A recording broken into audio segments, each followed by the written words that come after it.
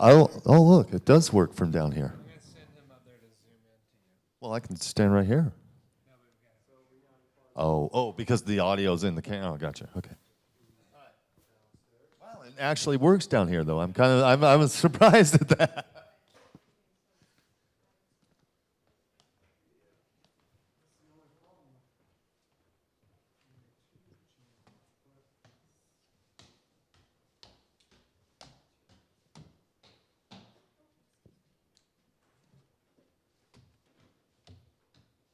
That works pretty well.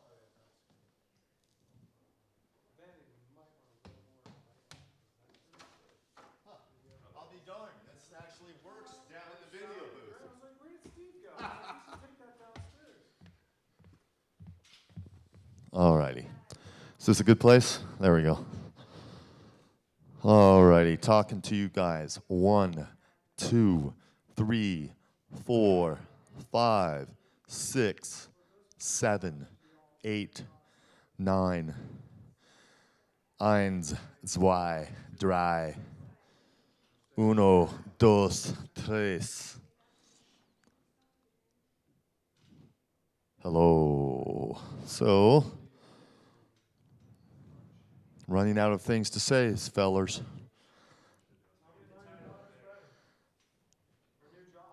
What? Oh. My daughter's the financial analyst for the richest man in the world? Oh, yeah. What's that? Hold on, I'm moving this. Yeah. Let's get that up over on the carpet. There we go. And I wanted to move this one over. Oh, okay. They want me to sit so they get the whole look. Okay, great. So no, they don't need a delay. All right, great.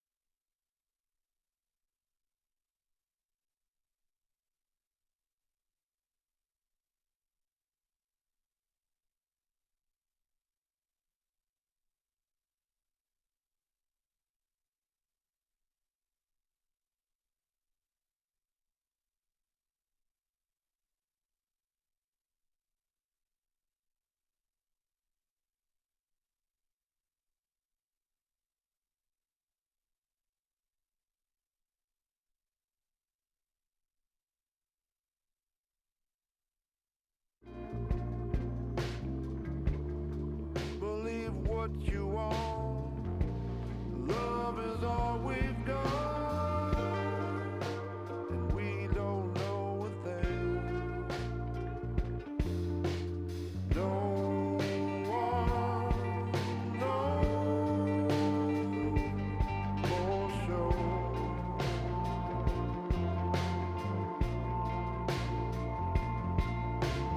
No one knows for sure.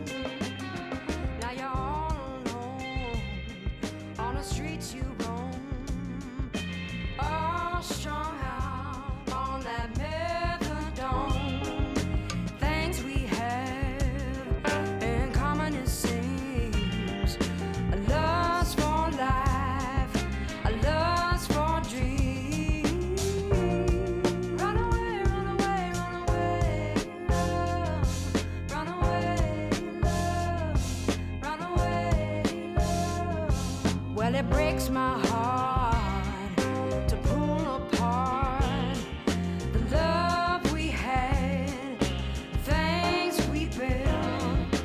I won't give up. I'll finish this life in another time.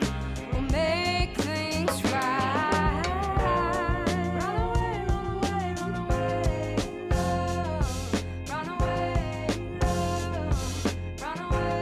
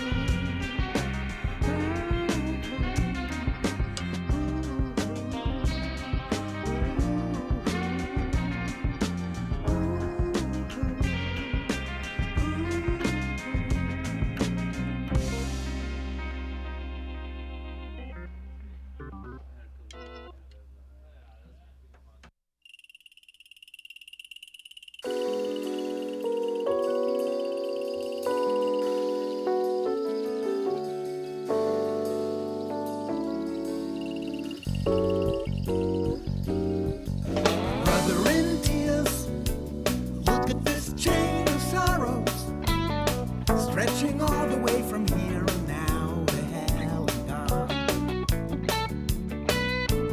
I was Kid Clean, she was Andy Siegler, just a thrill away from punching through.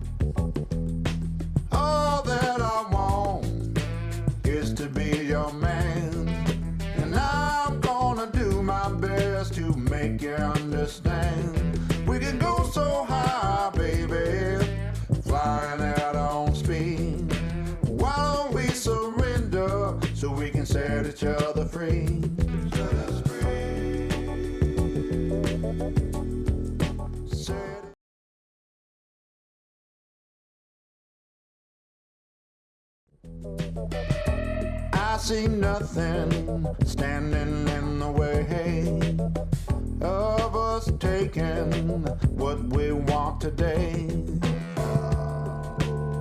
Come on, what do you say?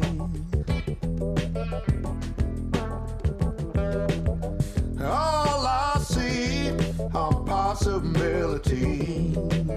Let's find out where our love can reach. Come with me, let us learn what life has to teach. All that I want is to be your man, and I'm gonna do my best to make you understand. We can go so high, baby, flying at our speed. Why don't we surrender so we can set each other free? Set us free. Set each other free. Set each other free.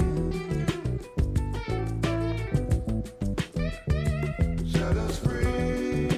Set each other free. Set each other free.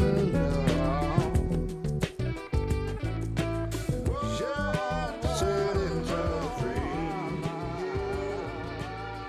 They can last a lifetime, baby.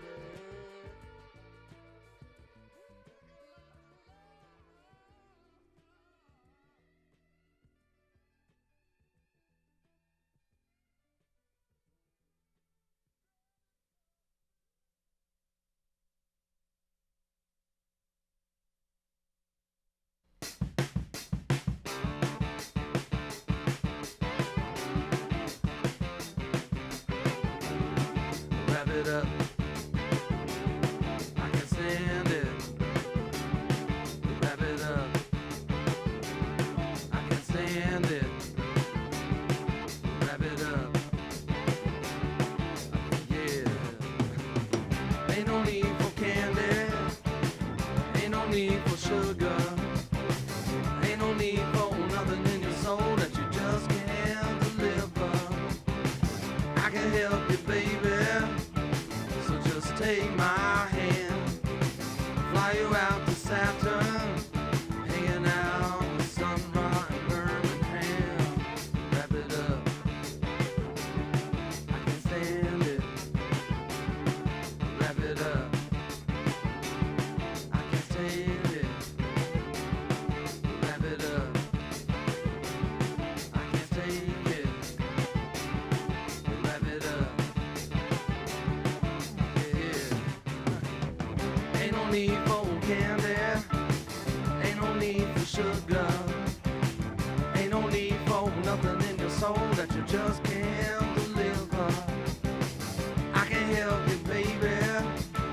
So just take my hand, fly you out to Saturn, hanging out in Sunrise in Birmingham.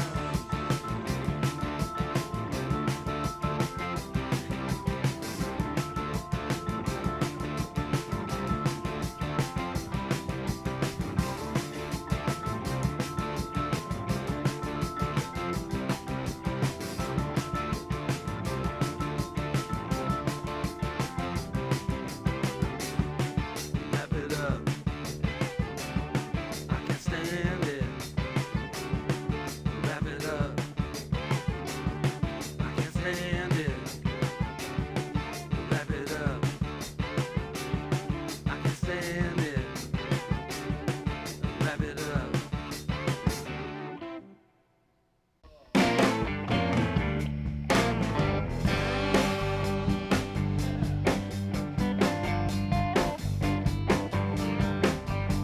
Baby, what you do for me, dead to me, down to me. Baby, what you do for me, dead to me, down to me. I don't know how you do it, but you done it to me. Give me sugar, mama, I need it bad. I'm hungry, baby, make it slow and fast. I ain't ever had. Please, please rub my hand, just like you did and set my feet to land. There ain't nothing wrong with taking off first class. Baby, what you do to me, dare to me, down to me. Baby, what you do for me, dare to me, down to me. I don't know how you do it, you done it to me.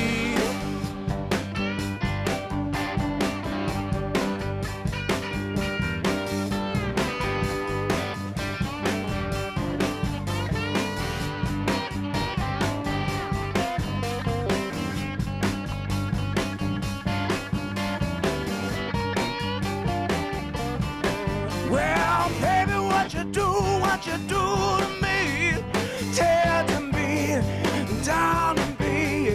Baby, what you do to me, tell to me, down to me.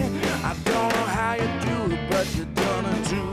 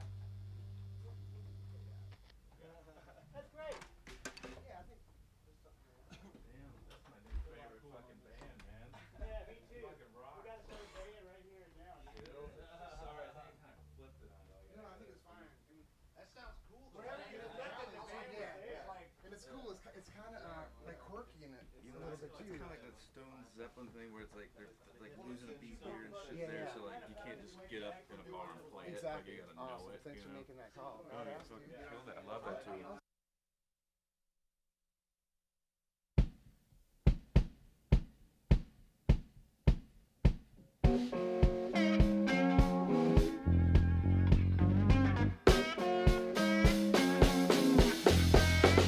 When I wake up in the morning, feel the blood boiling in my veins. Know I made it one more time, and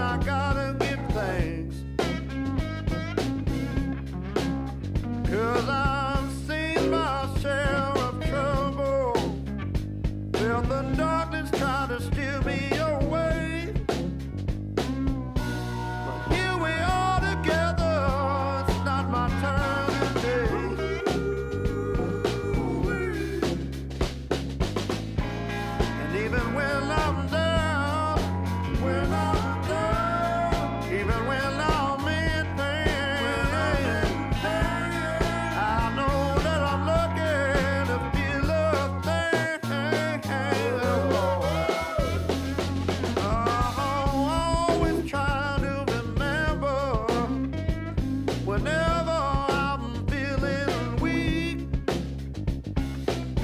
Sometimes you gotta go through the valley to get to the peak. 'Cause it can be so easy to turn your back and lose sight of the fact that everything don't mean it's alright, Lord. 'Cause even when you're down, even when you're in pain,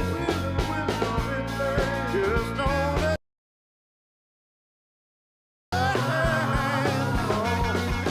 come on.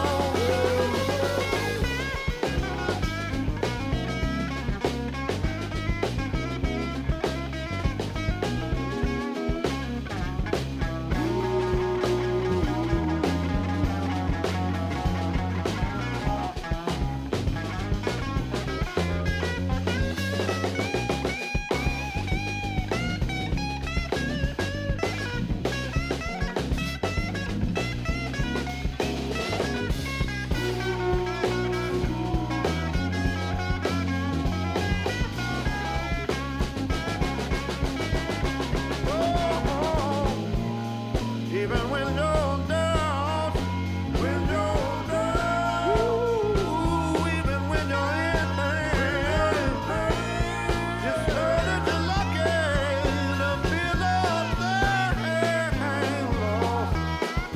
Oh, you're so lucky, Lord.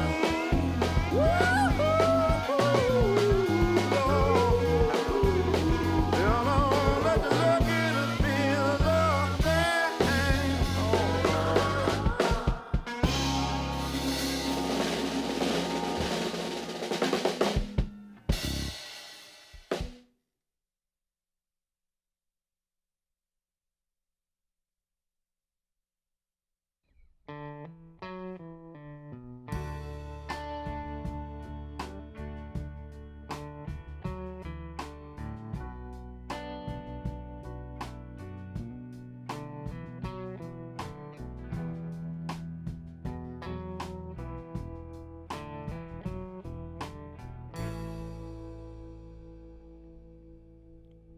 East of Kearns on 31.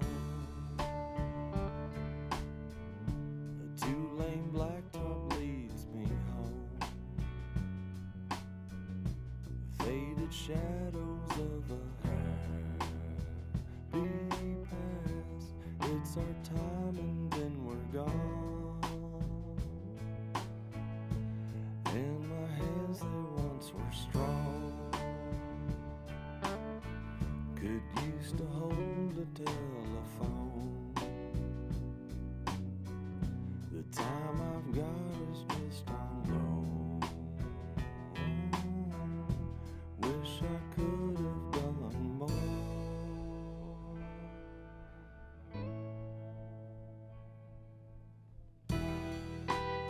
Spin the wheel, you might win.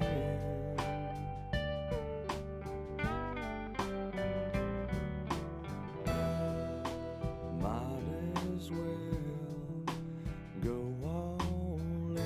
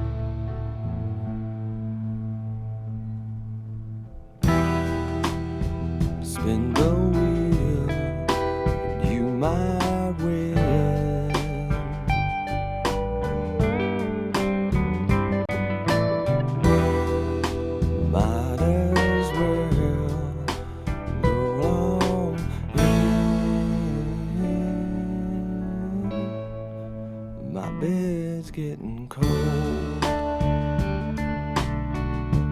Roof is leaking, house is old,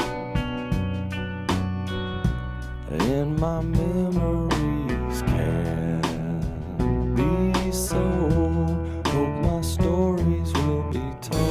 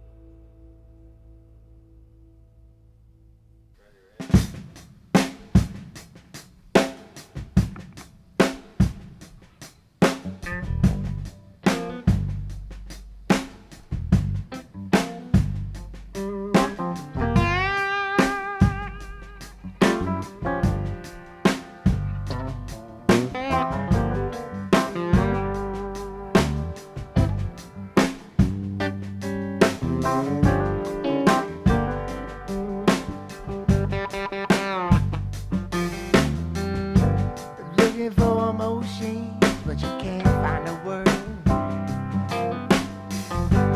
Go on it anyway, if you got the nerve. You know what I'm saying? Get my drift. If you can't love me, pack your shit. You can't find me a long way gone between the jukebox and the next town. Goodbye, baby. So long to the ghosts and memories and the dreams forgotten.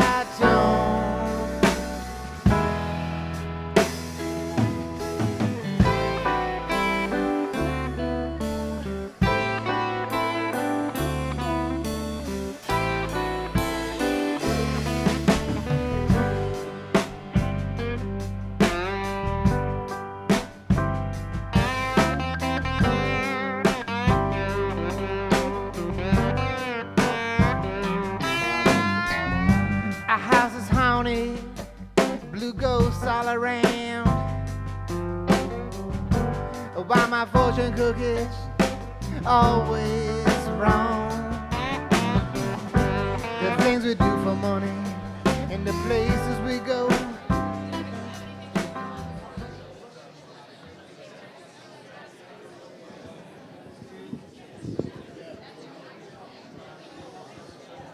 Hello, everybody.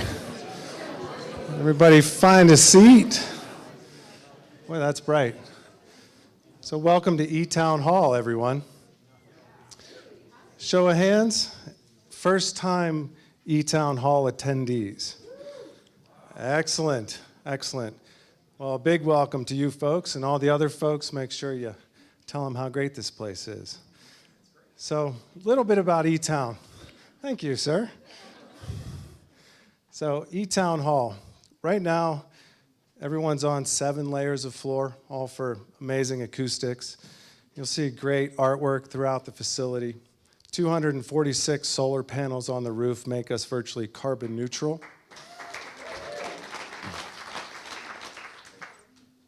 There are no gas lines run to the building with our commitment to green energy and electric energy. Another hooray. E-Town, we're coming up on our 25th year anniversary in 2016. Another hooray, right? Boulder stable. So 24 years ago, E-Town started. The nucleus of E-Town is obviously the E-Town radio show that is broadcast on 300 plus radio stations across the country, both commercial and non-commercial stations. In addition to that, we do E-Town Presents, which are full concerts, comedy nights, film screenings, music-centric, environmentally centric, and just great films that have a great story. Beyond that, we open up the facility for great events like the urban sustainability convenience. On that note, if anybody is interested in more information, you can certainly go to etown.org. My name is Digger. I'm the Director of Operations. My email is digger@etown.org. If you are interested in hosting an event, becoming one of our partners, donor, supporter of any kind, volunteer, please let us know. We work really hard to create top-level experience for everybody who comes through this amazing facility. Some other great things about the hall, we reused as much as the old church as possible. So if you see along the back wall there, that's a sound treatment. Those are old floor joists that we used when we raised the ceiling for the cafe and bar downstairs. In the mid-'60s, the church that this used to be blew out the back wall and put a gymnasium. That is now a world-class recording studio. This stage floor is actually the repurposed floorboards from that gym, as well as in our main offices. And in the main offices, they're completely unfinished in original condition. There's thousands of little tidbits of green, eco, and reused sustainability features like that within the entire facility. I'd be happy to take anyone and everyone on a VIP tour inside and out of this amazing, just shy of 18,000 square feet. So please enjoy yourself while you're here.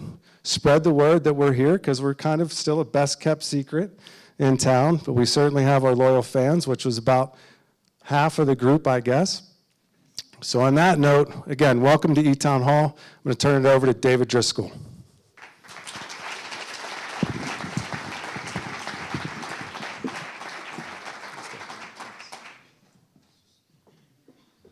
So one, I want to say thanks to Digger and to E-Town for letting us be here. They've been great hosts all afternoon, and we're going to be here all day tomorrow doing some work. And not only do they model sustainability, they promote it in their messages that they send out every week over the radio, and they're a great part of the community here in Boulder. I'm going to do a brief introduction to what's going on. I do want to start off by thanking not only E-Town, but a few other folks. Brett Kincairn, who's somewhere around, is he in the back there, has put in a ton of work along with our city staff team to pull this off. Brett is our senior environmental planner and leads our climate commitment work, and will be front and center next Thursday in front of City Council as we present Boulder's climate commitment and our 5-year action plan. I also want to call out John Cleveland, who's not going to be coming up on stage. John's over there. He's with a group called Innovation Network for Communities, which has been our consultant support for this effort and has been doing a fantastic job. Pulled together a binder of information pretty damn quickly, summarizing what all these different cities are doing and what we're talking about, and that will eventually become a public-facing report, and when that's out, we'll send everybody who's on our various email lists so you can access that and understand what came out of this work.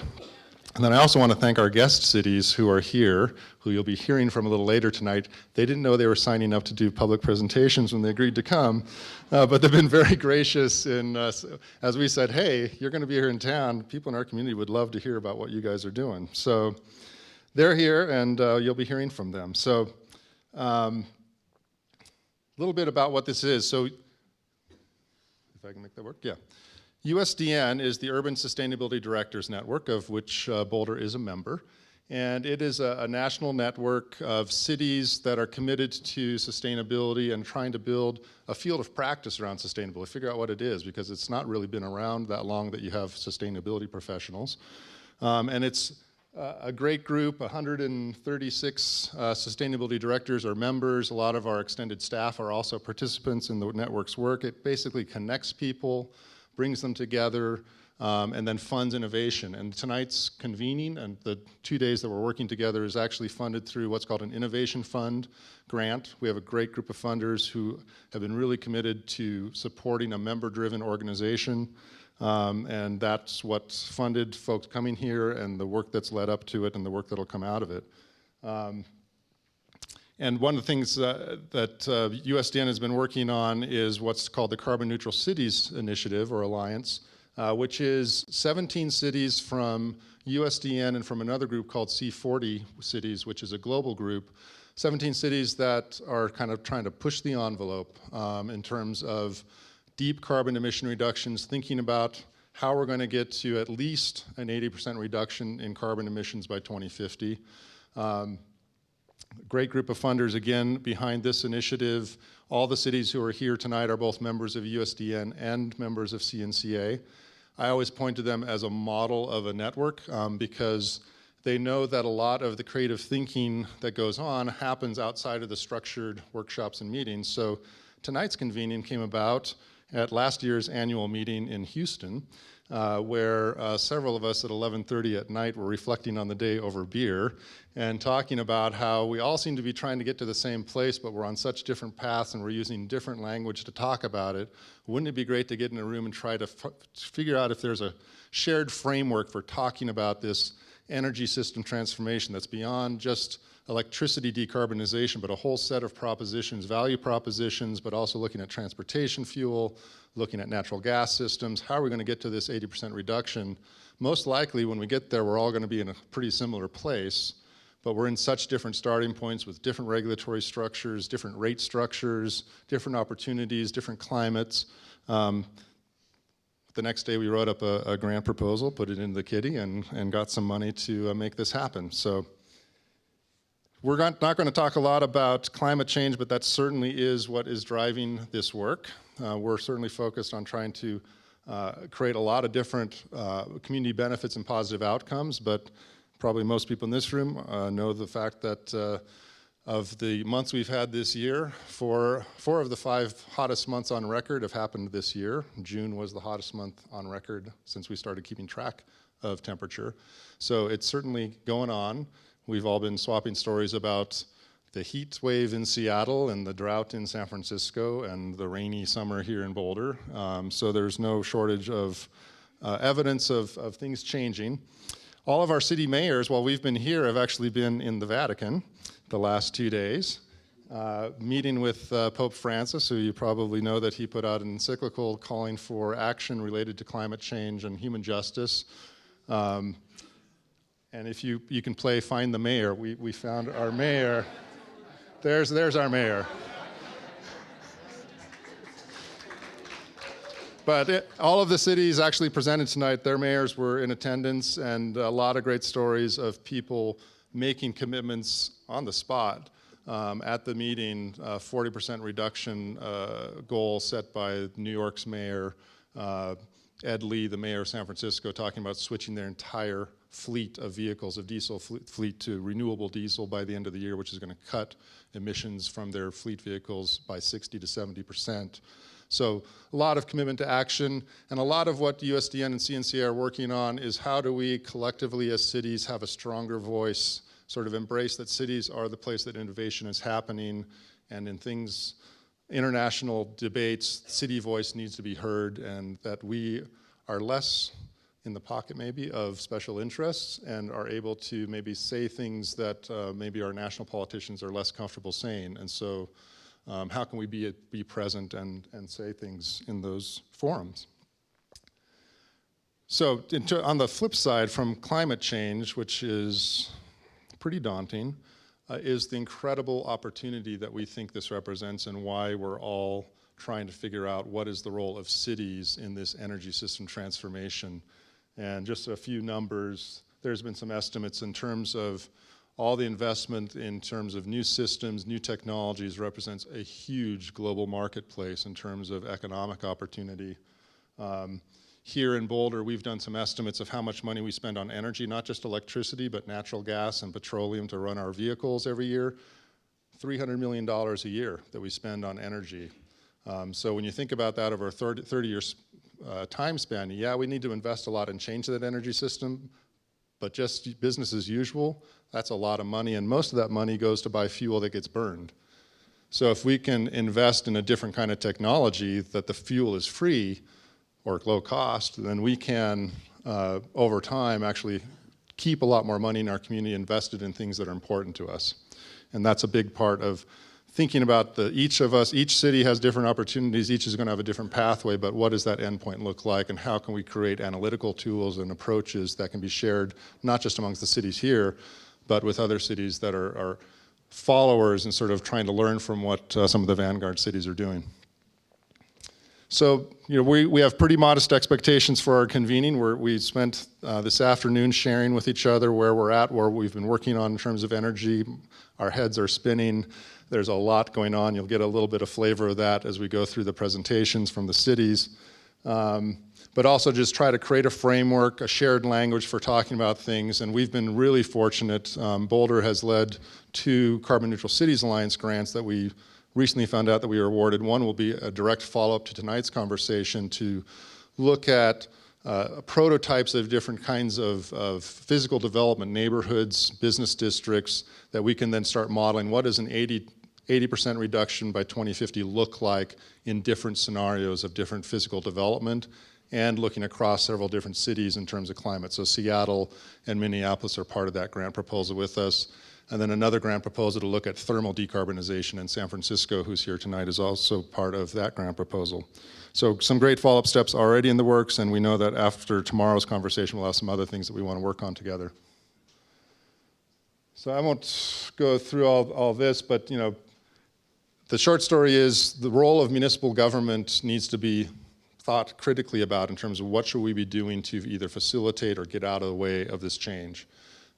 We've all done work in energy efficiency. We've done specific projects like a solar garden, but we haven't really done comprehensive energy system planning. It's not been a traditional role of local government. Municipal utilities, yes, but not sort of those of us who don't have municipal utilities. So what's our role? How should we be thinking about that? How do we build capacity?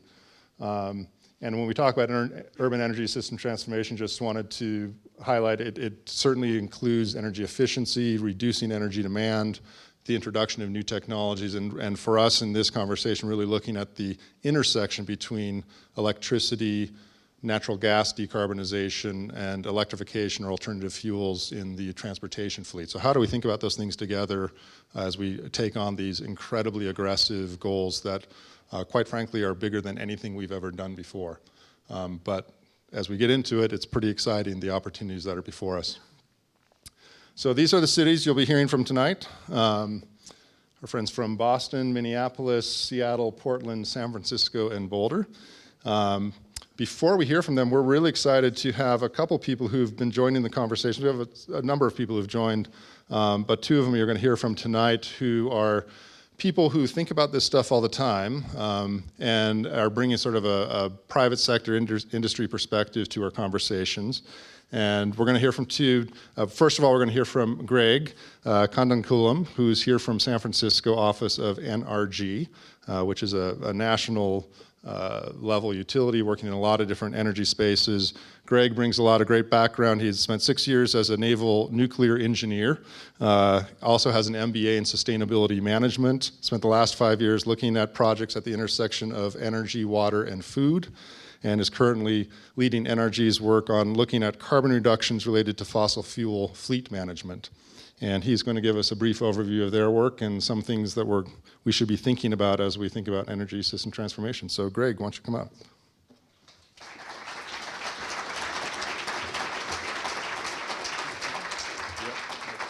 The big green arrow. Okay, great. Thanks so much. Really excited to be invited to this. Love to stand in front of a bunch of people and talk about some topics I like to geek out on. NRG, we're the second largest non-utility generator in the country. And what that means is that we're not necessarily a utility. Utilities are our customers. We own the generation assets, right? So we own utility scale solar, we own natural gas plants, we own coal plants while they last, and looking to find ways on how to stay relevant as the energy system transforms. So, who are we? We have about 54 gigawatts of generation capacity all over the country, mainly on the East Coast and in the Texas regions, but are now really focusing on the Western region and our renewable assets and our renewable groups. So in terms of makeup, 2% nuclear, 11% oil, 31% coal, 48% natural gas, and 8% renewables. That 8% represents about 5 gigawatts of capacity, of renewable capacity, makes us the third largest renewable provider in the country. So, in terms of sustainability, one of the great things about NRG is that we don't have institutionalized commodity thinking when it comes to natural gas and coal. Our CEO comes from an investment banking perspective and has, even though we're a $16 billion company, this idea of staying nimble and not being traditional in the way we approach the energy markets is something that's top down throughout the company.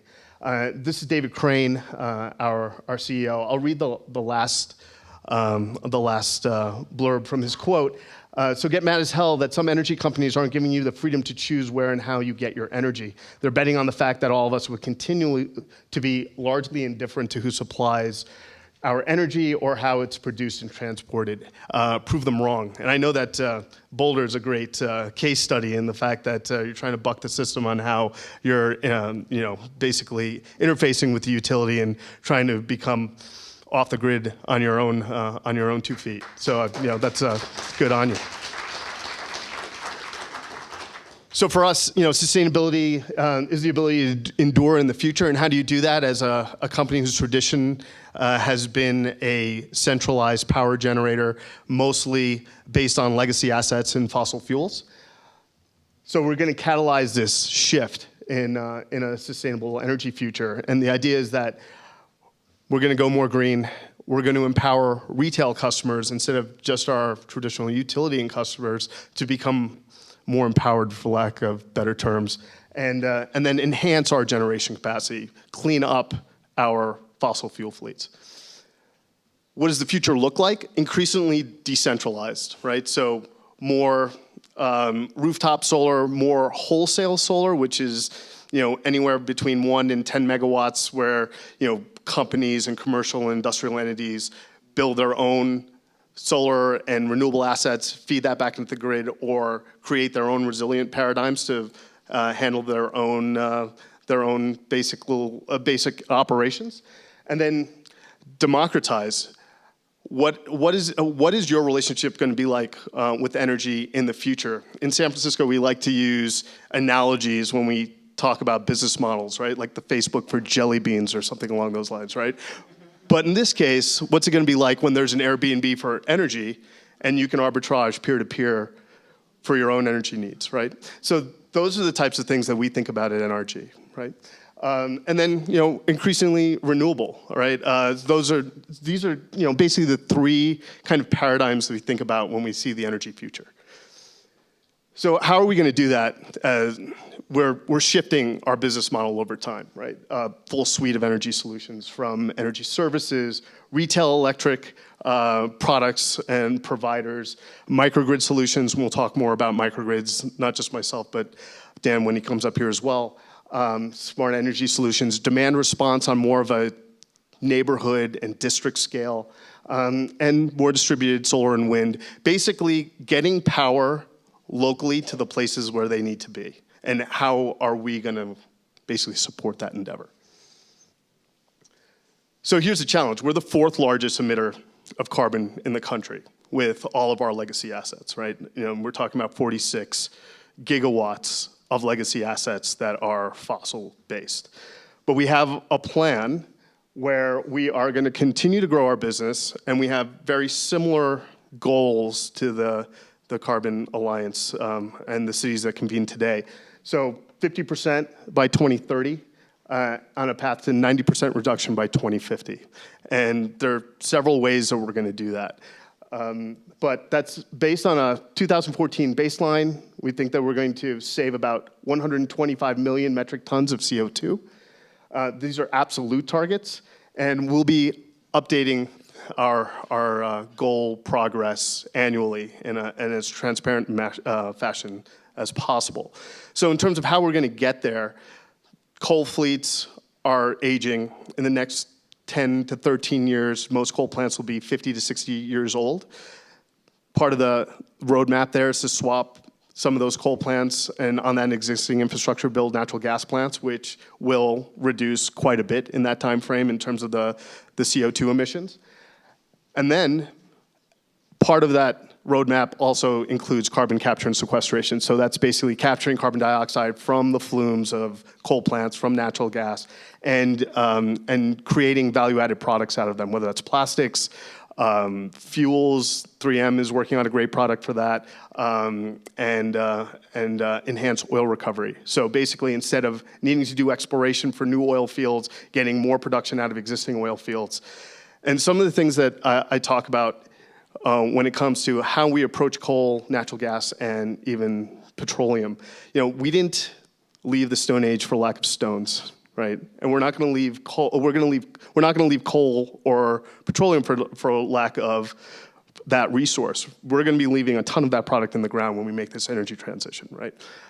But there's definitely going to be a glide path between now and 2020 for the cities, 2030 for us, and 2050 for us to actually achieve a future that's sustainable. One of these innovation arms that we have at NRG is called Station A. It's an innovation lab in San Francisco that focuses specifically on microgrid innovations on a district scale and on a neighborhood scale. What we're doing is we're rethinking on how we optimize energy systems from a perspective of finite resources. We're thinking about how to distribute power generation as locally as possible, how to clean up the supply, and how to electrify transportation and do that in a holistic manner and integrate that with city planning and with civic partners. And that's the way that we see utility or non-utility generators or independent power producers working with cities going forward. So the way that we see this is we custom tailor microgrids based on what the loads are in a specific community, whether that's light industrial, whether that's hospitality, or whether that's just mixed use and residential and retail spaces, right? So that includes storage. We're doing heavy research into partnering with as cutting edge storage companies that are coming onto market. When it comes to storage, there's been this conversation in terms of technology innovation that's pretty much on par with smartphones, right? In terms of energy density, cost, we've seen a 24% decrease in cost year over year for the last 5 years, where storage was a bit pie in the sky a couple of years ago, and we were talking about 2020 being the magic number for when we were going to have really robust utility scale storage. We're actually going to have that in the next year or two. And we were seeing the first forays into that space from Tesla and from companies like STEM.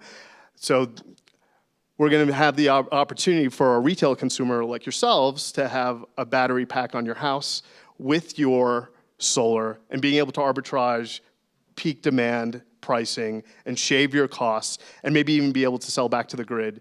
In a microgrid situation, you'll be able to help your neighbors in almost in a communal aspect to be able to create resilient neighborhoods that can handle emergent situations, catastrophes, things of that nature.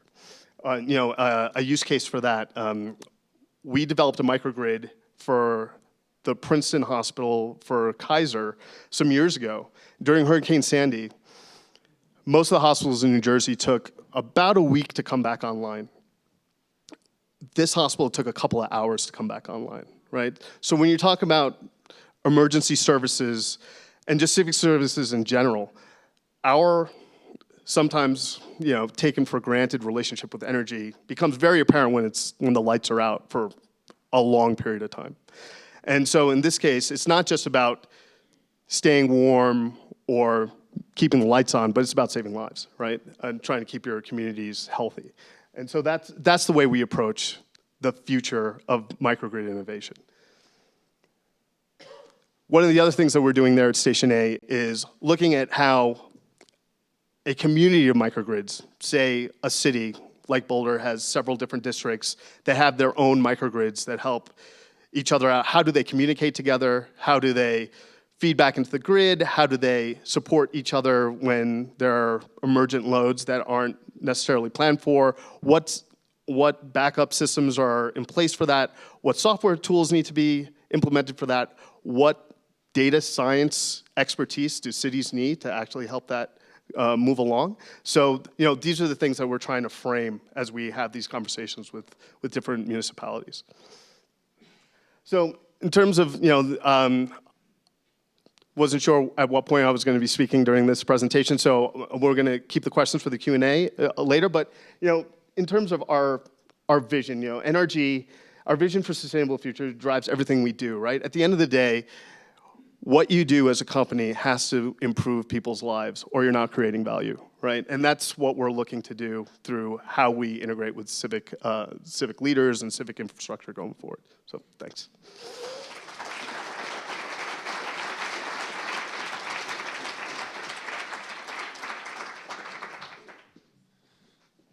Great, thanks very much. We have one other guest that's not one of the cities, and we're really excited to have him with us. This is Dan Gregory. He's the founder and CEO of POSN Energy, Positive Energy, POSN, which is located up in Fort Collins, so closer to home, and doing some really innovative, exciting work in Colorado. Dan has a background, 25 years of experience working on utility-related projects. He was a founder of a National Science Foundation Center at North Carolina State University, founder of Green Energy Corporation, a long list of things he's done and things he's a member of, including the Fort Zed, which is the Zero Energy District up in Fort Collins project. He's on their steering committee. He's a member of the Clinton Global Initiative and has spent the last 5 years really digging deep into microgrids, and he's going to tell us a bit about that work, and thanks for being here.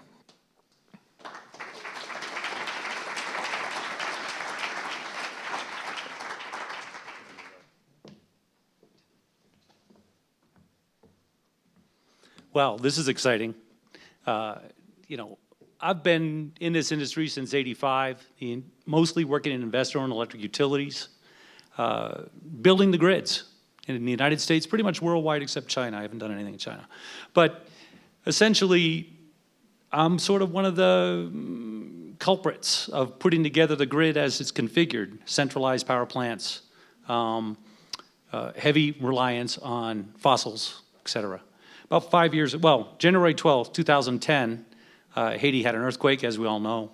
I got a call, I went with the Clinton Global Initiative and UN and others, and that really pivoted my career and my focus. I stopped looking at the grid, and I started looking at the other side, the customer side of the meter, or the user side of the meter.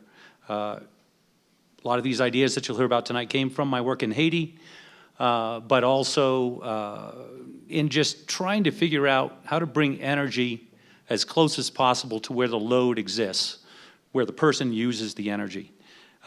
Having been really very instrumental in building the US grids, European grids, and several others, I believe we need to rebuild it. We need to take it apart, and we need to rebuild it along the edges. So I believe we need to change it from a core design that's pushed out to the edges and sort of forced onto people. I call that the Chinese model, versus the edge to core. A fellow named Michael Tiemann, who founded Red Hat, came up with that idea. Work at the edges, use a meritocracy.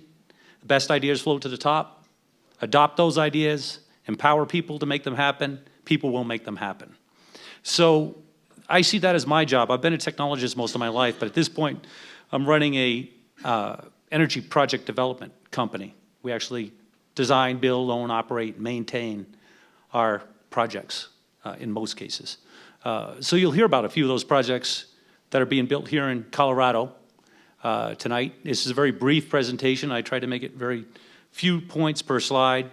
But the heart of the whole story here is enabling each individual to understand and to take control of their energy needs. And that's a big challenge, but I believe if we face it, we'll fix it. So you'll hear about some of that now. We've talked a lot about electricity, but we need to take an all systems approach to this problem. Electric, all those areas, and other peripheral areas, security, all aspects of these systems need to be folded in on each other and thought about as a single unified system. It's really hard to think that way, but the cool thing is we humans have proven that we like complexity. And some people do crossword puzzles. I do this stuff. It's really the same thing. So for me, let's get complicated. Let's stop thinking it's simple. If we get complicated, we can make it elegant. Let's not get more complicated than we need to, But the reality is we need to get pretty complicated. So let's look at these problems. Let's fold them in on each other. Try to design a system that's integrated across these platforms. And what you result with is a economically sustainable solution. So I'm going to get into that a little bit. There's new enabling technologies. Greg referred to a lot of great work that NRG is doing. I happen to have met David Crane over in Haiti. We worked together there a little bit. And, you know, I believe it's an amazing transformation we're seeing right now. I can't tell you how excited I am to hear NRG up here. Understand, NRG owns Houston, what used to be called Houston Lighting and Power, that powers the ship channel in Texas. That is an enormous electric load. I spent years working on it early in my career in the mid-'80s. Worked at a Dow chemical plant that made $2 million an hour. So we could not take that plant down. And we had to firm up its power. So I led that project. It was fed by Houston Lighting and Power. They own Houston Lighting and Power. We're talking about an old-fashioned, super reliable, super conservative utility that's branched out through the leadership of David Crane and Greg and his team into things that, I mean, I would have been thrown out of the room if I tried to talk about this stuff 10 years ago. In fact, I probably was a couple times. So, yeah, I definitely was. So a couple of enabling technologies. A lot of people are going to say, well, what's the big deal? We've been talking about this. You know, I remember as a kid during the Carter administration, he was pushing renewable energy and solar and things like that. We had solar on the White House. Reagan came in and took it off because he said it made our country look weak. It's a fact. So we've seen this before. Why didn't we do it before? Why didn't Edison do it way back when? So I read all his patents. He's got about 1,100 of them, and I've read them.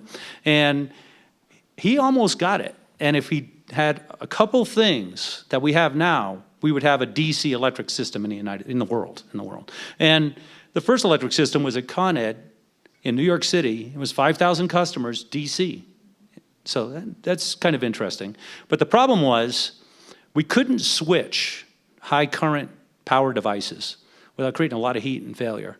We just didn't have the material to do it. We were using silicon and it would just evaporate. So we had these post-silicon switching devices come along about, I don't know, 20 years ago. And it was all in the lab and, you know, National Science Foundation funded stuff that everybody wonders if it's even worth looking at. Fast forward to today, we have a device called an IGBT, and I won't get all technical on you, but that device is in 300,000 products today. It enables us to do things that we couldn't do, certainly Edison couldn't do. And if he had that device and the post-silicon switching material that's now been invented, we would have a DC system worldwide, no doubt, because we just would never have built it this way if we had that option. So new material science has enabled us in a way that lets us seriously answer problems and fix them now. So we're doing that, and you'll see a few projects. Also, energy storage, Greg talked about. I'm a big proponent of energy storage. There is a new energy storage out of Japan. It's one good thing that came out of post-Fukushima. They actually developed a lithium titanide oxide battery that we currently believe could be a 100-year battery if applied properly into a stationary storage device today. In production, all over Japan. We were lucky enough to get a hold of some of them, put them in our National Science Foundation Center. And on accelerated testing, we think it could be up to a 100-year battery at $1,000 a kilowatt hour. Holy cow. That means your kids inherit, your grandkids, your grandkids inherit your power system. That's real. That's not just some fancy story, and you'll see some projects like that. And then automation, we all know about automation, but that wasn't there when Edison did what he did. And if he had it, again, would have a DC system. Another side note on electric vehicles. The other day I heard Nissan say they built the first electric vehicle, all electric. 1905, Oldsmobile, the Rio, 5,000 of them were on the street. 5,000 Stanley Steamers, 5,000 Rios, 5,000 Fords. We all know who won, but pretty cool. And by the way, a Stanley Steamer went 1,000 miles on a tank of water. Unfortunately, they blew up, so there was a little flaw, but it was a cool idea.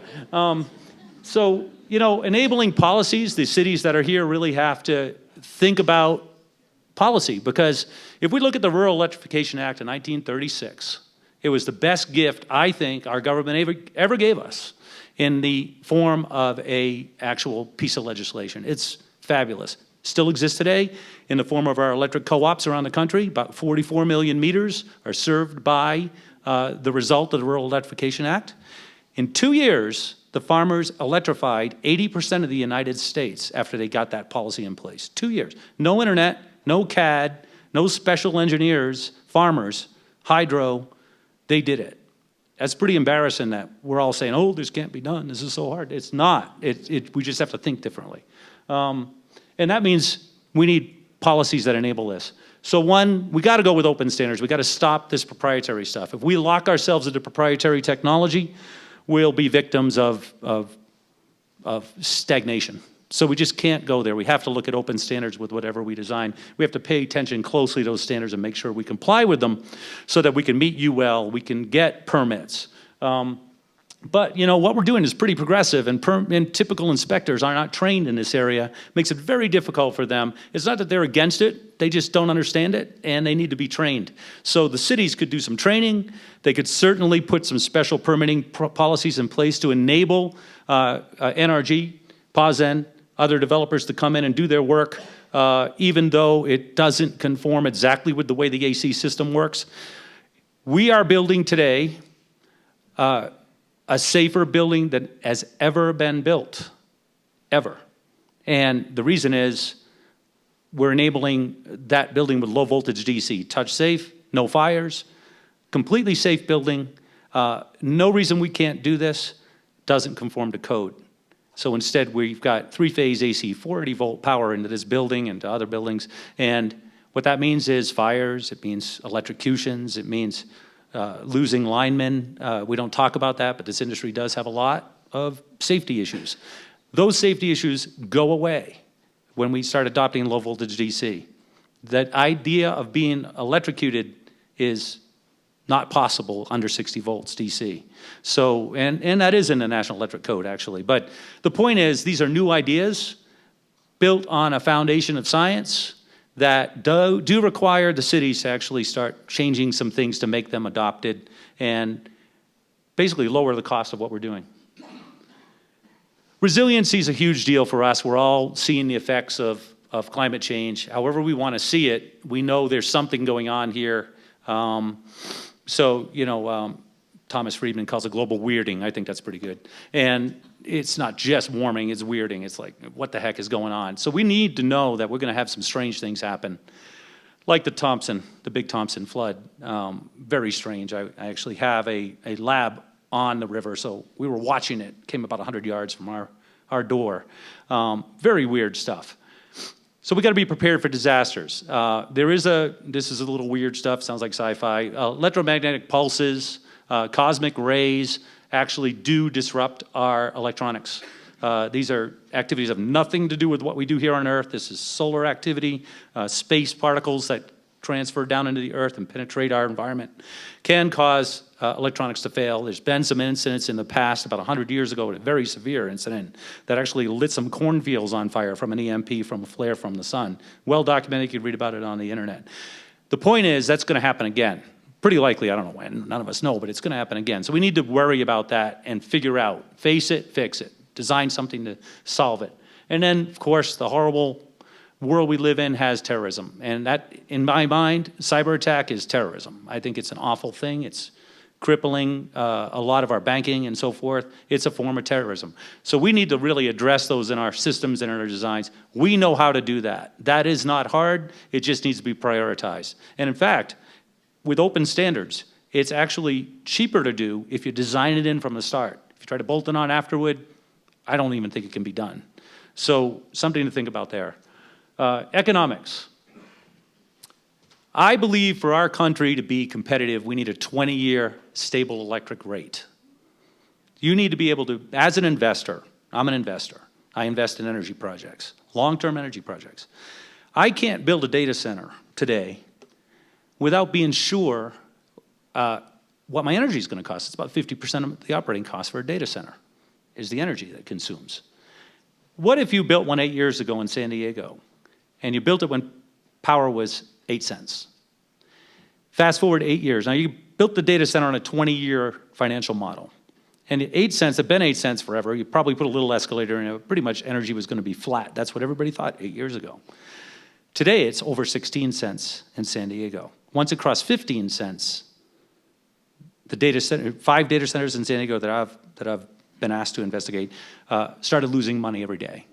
It broke the model. So that means 12 years before the return on investment was complete on that financing, those businesses are failing. They either got to be taken apart or we got to solve that and stabilize that energy cost at 15 cents or lower. That's doable. It's just a challenge. We just have to face that and fix that. So what it comes down to is that 20-year stable rate. Think of San Francisco, think of Seattle, think of Boston. Go into those cities, tell your customers, yeah, we got to charge you 13.5 cents. Yes, it's expensive. It's really tough. Or in California, maybe it's 20 cents. I don't know what it is. Whatever it is, it has to be that. But we have a plan to stabilize that so that you can count on that in your financial models. That's going to build a healthy economy. That's going to enable us as a country to compete. But how do we do that? Maximizing clean generation. If we're on fossils, and everybody thinks gas is going to solve the problem for a long time, big mistake. We've decided, and we've legislated, and we are building an export port, $52 billion in Louisiana, and we're going to be exporting our natural gas to the world. When we do that, which is about, I think, less than 18 months, it's already happening, this isn't a story. Who's going to sell gas at $3 per MMBTU in the United States when you can sell it on a spot market to places like Haiti who have bad credit and have to pay cash for $7? What do you think that's going to do to our gas market? So, and that's just what I know. And I'm not claiming I know everything about that. So what I'm saying is fossil is an unstable economic investment. Don't talk about global warming. Don't talk about all these complex things that are very hard to prove. They're mostly theory. Let's talk about economics. We can't afford to rely on fossil and flatten our rate. That's why we don't have flat rates. That's why rates are, in some cases, year on year going up 20% in the United States in cities. It's breaking business models and it's making our country non-competitive. So we really need to look very seriously at the economics of this whole system. I'm going to show you some projects real quickly. I know I don't have a whole lot of time. Devil's Thumb Ranch up in the High Rockies in Winter Park. We're putting on a full all-system sustainability platform. It'll have half the load and 1/10 the grid power powering that 1 megawatt load up in the mountains where it gets minus 40. Very exciting project. A lot of complexity there, and we'll be having an open house in mid-October for people who want to come and see it. In Fort Collins, the electric utility building, the new one that's being built now, is going off-grid. How's that for wild? And it's going DC. So, pretty intense. Very exciting project. And last year, the water treatment plant in Boulder, we've been studying heavily, and water treatment plants are particularly awful energy hogs. Biggest electricity consumer in the United States is our municipal water systems, interestingly, the pumps that run it all the time. So we're very focused on that. That particular plant is representative of most plants in the United States. We're going to cut that load in half. We're going to cut that grid power down probably by 75%. And we're going to end up with, get this, the water being used as part of the energy storage. So we're not just using batteries and we're not just using diesel gensets or something. We're actually using the water system itself as an energy storage system. And anybody wants to talk about that, I can talk about that later. So what's sustainability mean to us? First and foremost, economic sustainability. That's critical. That's what drives everything. To be honest about economic sustainability, you have to do environmental sustainability, or you're cheating. And then, of course, technical sustainability, it has to be there because otherwise we're inventing things and designing things that get obsolete very quickly. So results of all this, we can cut our demand in half. We can cut the grid usage down 10 times. And I don't mean, this is measured results of what we're doing. We can flatten the rate for 20 years. We can get the resiliency we all need. And then we can go net zero load by load. And what I mean by that is you can actually take each individual load over time, wire by wire, motor by motor, refrigerator by refrigerator, and convert it over to a net zero energy use. And so over time, we can accomplish an amazing thing there. It might take 10 years to do that migration path, and economics have to drive that path, But it's extremely doable if we adopt the right technologies now and stay focused on the overall goals of what we're trying to accomplish here. So thank you very much.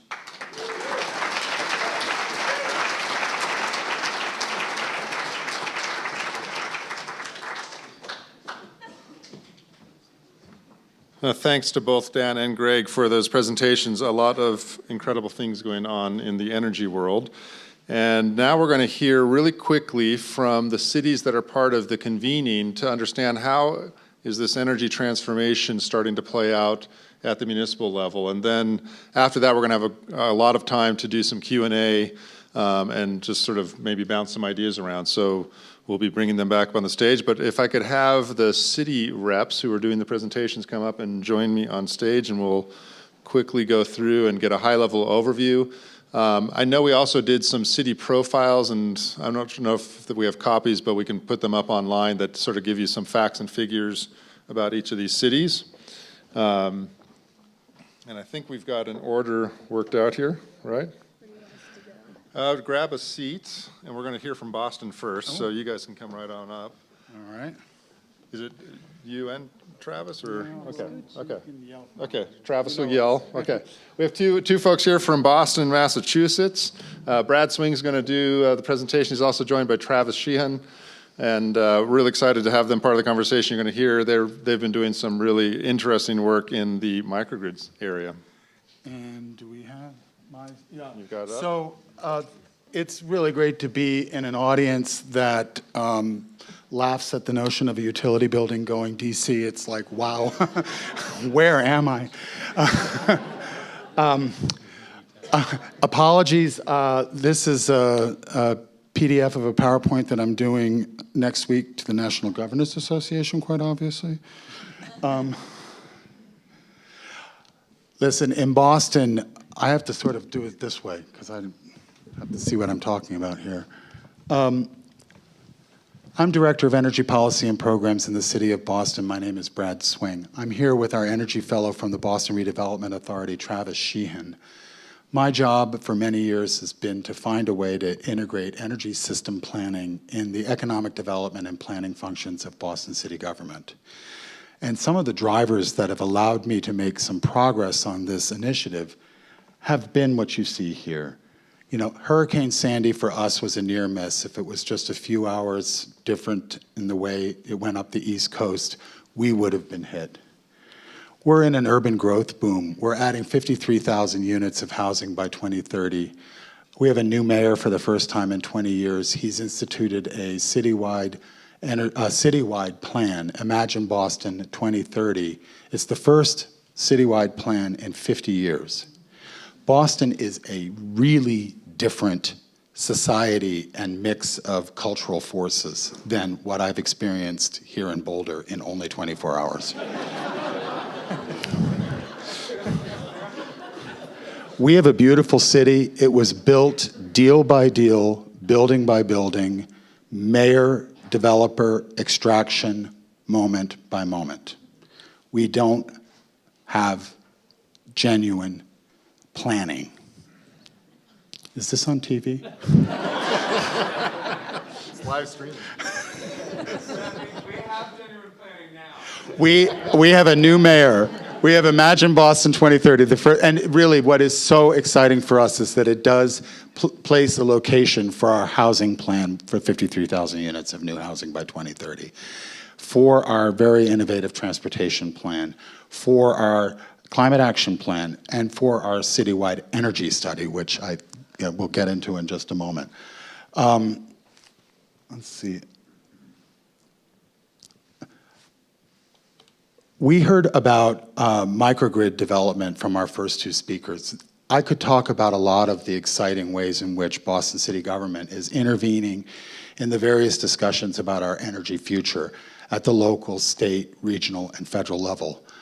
One of the things that I think is most effective about working in municipal government, and maybe it reflects what I just was a little jocular about, which is that I work in an environment that is very culturally different than the motivated polity that is clearly driving a lot of the work here in Boulder, and I admire what you guys are doing so much.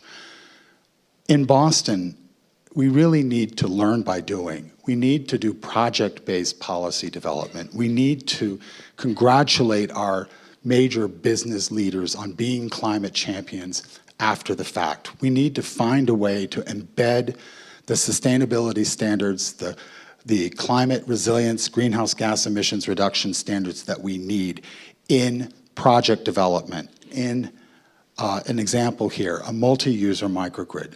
We are attempting in Boston to do what is very prevalent in our meds and eds city. We have just recently the #1 hospital in the nation, Mass General. We have incredible educational institutions, as is well known. And many of these campuses have single-owner microgrids, single-owner district energy systems.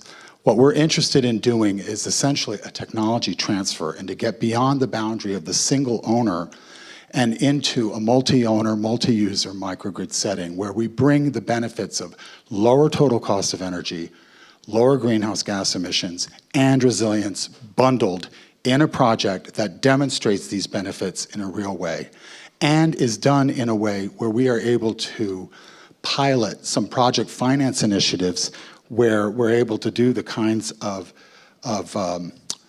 project development integration that we heard from Dan Gregory. And when I saw that list of energy, fiber, and water, transportation, and waste, I was like, this is very much what we want to do with our project-based policy development, our learning by doing.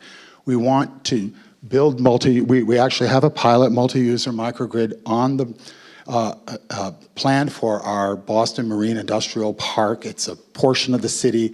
We have underlying land ownership within quasi-city government agencies, so that helps with some project control issues, but there's many, many meters, so it really is a multi-user microgrid. We have an excellent partnership with our investor-owned utilities. They are conservative. They are what they are. I work with what's directly in front of me. I have worked to develop a respectful, paced partnership with my utility where, based on an area of trust, because we have done community outreach programs that have been recognized by ACEEE as the #1 energy efficient city in the nation. Yes, I'm proud of that. That's very much because of our utility partnership.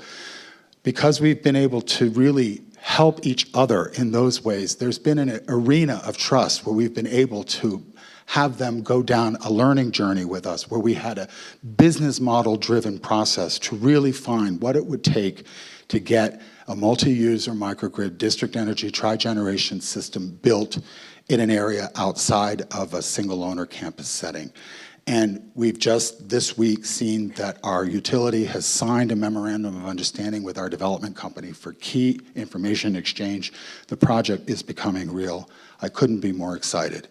But that's an energy project, and I believe that the business model driven way that we've done this energy project with the first citywide plan in 50 years, our vision, and it's taking shape with a federal strategy that we're working on with various funders in the federal government, is that we believe we have this opportunity to integrate now, up front, the energy, fiber, and water work where there are sections of the city that are going to be special planning areas that where we can do this project-based policy development, where we can actually demonstrate genuine smart grid pilot areas of the city that maximize the benefits of opening up the streets and building the kind of conduits that can manage all the functions that allow for the kind of city to be built that we want. And so I'm just gonna jump to this and say, the only way we do this, we're municipal government. We have very little control over a lot of the assets that most municipal governments do. Our airport is a state function. Our subway system is a state function. So, Boston city government makes progress by forming partnerships. And so I just want to leave you with this image just to underscore the incredible importance we place on partnering with labs like MIT Lincoln Labs, which is right next door, which is doing some of the most important energy security zone thinking, similar to single owner campus microgrid stuff. They're doing it for military bases.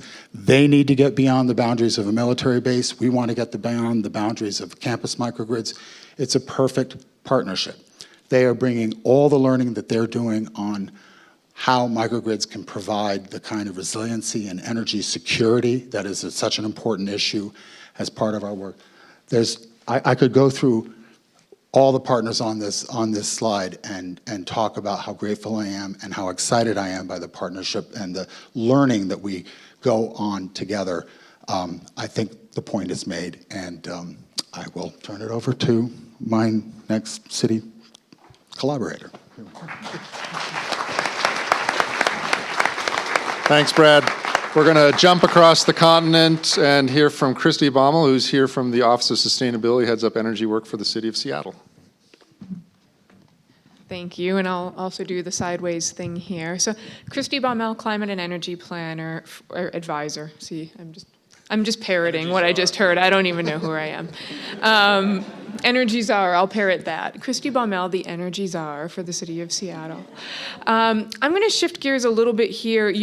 We've been hearing some really interesting and thought-provoking comments on some, and we've gone kind of deep. We've gotten some depth on some really interesting ideas. I am actually going to go for breadth instead of depth and try to just set this up, give you a kind of a snapshot, a quick glimpse of sustainability, climate work in the city of Seattle, just in hopes that it'll just kind of give you a sense during Q&A what we might be able to discuss, but I'm not going to do any deep dive into any particular project. So with that, I have this. We are a town of about 640,000 people. Our metro area is much larger. We have some pros and cons in our energy picture. We own our own electric utility, very hydro-powered mostly. It's a carbon-neutral electricity. It gives us a lot of, we get a lot of great benefits just from the clean energy and from being able to work with a city-owned utility in terms of thinking more broadly about the public benefits beyond just simple cost-effectiveness of action. But we also have a really mild climate. So when you try to talk to homeowners or business owners about the financial payback of energy efficiency, the payback just is not the same. And we've got cheap energy, mild climate. So we're always trying to find really creative ways to approach this problem.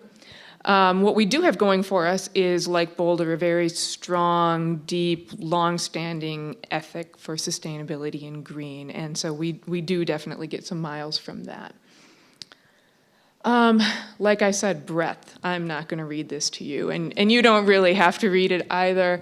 But I guess it just goes to say that our work on sustainability really started in the 90s and really thinking about neighborhood planning and trying to make our neighborhoods work to better our environment and to create a better quality of life for people.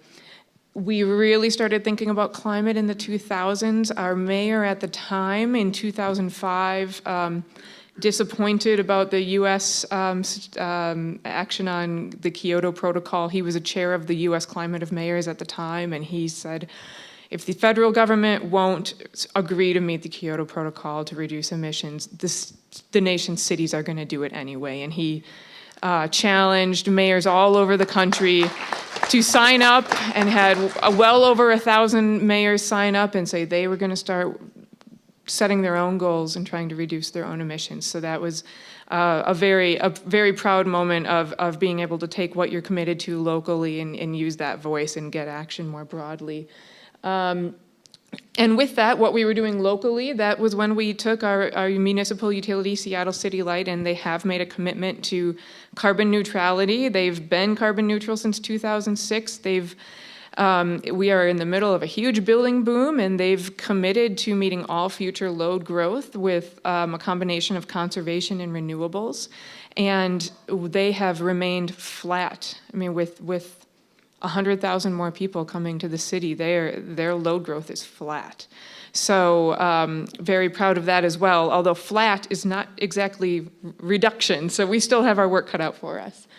A number of things here. We've also been, just to note, like I said, I won't walk through it, but we've been national leaders on waste, recycling, composting, plastic band bags, mandatory composting, mandatory recyclable and composting products at restaurants, and always trying to keep moving forward there as well. And then lately we've been doing more climate action planning, which I'll get to in a minute. And just because I said breadth, right? Breadth, not depth. Many plans. We love our plans. And I just wanted to note there's a few more than I mentioned. I mean, I'd be remiss to not talk about transit, bicycle, pedestrian, our food action plan. We've done some incredible work on food planning and sustainability in urban agriculture and access to food for all, and green stormwater, and I'm not going to talk about it anymore. So on climate, we are working hard to reduce our emissions. We're working hard to make sure we're ready for all of those climate impacts we've already bought in for ourselves, no matter how well we do at reducing our emissions. We're trying to do this by engaging everybody, thinking about what really creates the best quality of life in addition to just reducing emissions. And then particularly what we're doing about energy. So energy and thinking about energy holistically is a new framework for us. It's not thinking about buildings over here and thinking about transportation over here and then thinking about resilient energy systems over here. We need to pull these all together. There are interlinkages, there are synergies, there's ways that if we're thinking about it holistically, we'll capture opportunities that we otherwise would have missed. So we are really just embarking down that path, and the work and the thinking that we're doing in these 2 days, let alone throughout our careers that David mentioned at the beginning, is really helping inform this and helping us all think about how to do this more. You see some results here. Solar, energy efficiency, that's great. And we are reducing our emissions. And I'm proud that we're reducing our emissions as we add 100,000 more people. But we are trying to become a carbon neutral city by 2050, and we have an imperative to do some. So we're reducing our emissions. We're not reducing them at the pace that we need to be reducing them at. And that's going to continue to be a huge challenge for every one of our cities. And we really do need to do some things that are transformational, like others have been mentioning, not just incremental gains. And that's what we're all here trying to figure out together. So, thank you.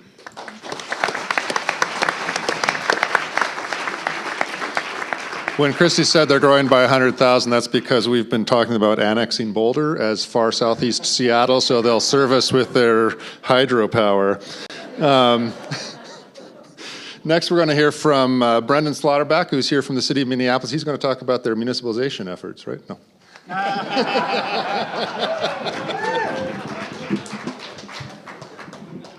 David promised he wasn't going to say that. Yeah, and it's being recorded, right? So I'm very happy to be in Boulder, happy to be with all my friends here and learning about this great topic. It's great that we're having this deep dive, of course, and great to be here with the community, but most importantly, I caught a lot of trout this morning, so pretty much it's, you know, a great accomplishment already, and I could go home now and be done. But I'm just going to give you just really, really brief overview of some of the work going on in Minneapolis. So in case you don't know, we are the most livable city in America and the nicest city in the upper Midwest in the summertime. But we're about 400,000 people now, and I'll just give you a few on the energy side at least. We share with a lot of my colleagues up here pretty aggressive climate goals. 80% by 2050 is the big one, but we have some interim goals for 2025 and 2015 as well. Unlike Seattle, we don't have a carbon-free mix, but we do fare a little bit better, I think, than some of the other cities in terms of the mix. We have some hydro, we have a fair amount of nuclear, and the Midwest is blessed with a fair amount of wind as well. You can see our emissions are declining. We almost met our 2015 goal in 2012. The winter of 2013, 2014 was the 9th coldest on record in Minnesota, so it's going to be, we're going to be way up this year, but we're on pace. We're doing a lot of work across all sectors. We're working in the building space, transportation, and waste sector, I think, pretty aggressively. But what I want to focus mainly on, as David said, or I guess as David didn't say, was our clean energy partnership that we've been working on. So in the last couple of years, I think there were at least 3 factors that led us to this kind of solution and this work.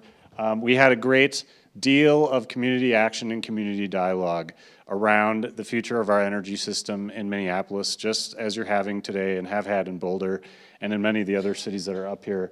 And people were organizing, people were out in the streets, people were talking to their elected officials and future elected officials. And so they were energized to think about the energy system. The other piece was timing. It was an election cycle, so they were very good at getting the message out at the right time and using that election cycle, and the elected officials responded to that. The other piece of the timing was the renewal of our franchise agreement. So I think like Boulder, we, as a community, looked at that as an opportunity to think about what can we do. You know, we realize as a city that we have very little leverage, typically, over the energy system, but the one thing that cities, or one of the few things, I guess, that cities still have remaining is the franchise agreement. And so we use that as a mechanism to negotiate with our utilities. And we did a lot of policy work. You know, we did a lot of homework on what our energy system was, what our options were, municipalization included, but many other options. And we talked a lot to smart people in our state, in our community about it. And after a lot of work and a lot of negotiation, we did come to a new utility partnership with both our utilities. So Xcel Energy in Minnesota, called Northern States Power, that's the operating company we have, and CenterPoint, which is our gas utility. So both of those utilities jointly signed new franchise agreements with us that were contingent on the success of a new utility partnership. And that partnership basically commits all 3 of us together to jointly pursue the city's climate goals. So to pursue the 80% reduction by 2050, the 30% by 2025 together. So how can we deploy more renewable energy in the city and renewable energy that can be accessed by our customers in Minneapolis? How can we significantly increase the deployment of energy efficiency services in our community, both in the residential and commercial sector? We have a commercial sector in Minneapolis is a much bigger chunk than you might realize. That's really where the bulk of the energy use and the emissions come from, is the commercial building sector. So we're doing a lot of work in that sector, and we're going to be working together. That kicked off in January. So I'm not going to be able to say I don't have a crystal ball. I don't know what's going to happen. We're working very hard to make that as successful as possible. Maybe in a year we can check back in and see where we're at. But those are the goals. Where the 3 of us are committed to it. Another piece of this, I think, that's very important for the residents and the elected officials in Minneapolis is looking at the equity of energy services in our community. We know that there are certain sectors, certain building types, certain customer types in our city that are underserved by utility programs. Until very, very recently, there was no energy efficiency program for people who lived in multifamily buildings. Our utilities now jointly have a program that's approved, it's being rolled out. But we also know that the utility programs that existed prior to that were not deployed equally across our community. So there were certain parts of our city that were accessing those services more. So as part of the partnership, we're really digging into what does the data tell us about where these services have been deployed, and how do we need to focus our engagement efforts in our community to make sure that we look at equity as a keystone of the work we're doing, not just carbon reduction or energy use reduction. we also, as part of this partnership, just as importantly as sort of the public-facing initiatives, I think we're really thinking about this, and we're really using it. It is a new relationship. I mean, I think we're learning a lot from each other. We're having meetings quite frequently about things, just internal things, you know, planning together for our infrastructure. So when the city is doing comprehensive planning, when the city's doing road infrastructure planning, capital investment planning, we need to be doing those things jointly. And so some of the work is not very, you know, it's not going to get headlines, it's not going to be meetings that people know about, but it's talking about things that we really need to be coordinating more on than we have done in the past. But there are, you know, other visible things like our infrastructure includes our streetlights. We're very interested in that. It includes transmission throughout and distribution throughout the city that we want to talk more about and how that interfaces with development. But again, this is about as much about deploying those services as building that relationship so we can have more success into the future. So again, we're kicked off. Maybe we can talk about it again in the future, but we're hopeful that that's going to put us on a path to meeting our climate goals. So thank you.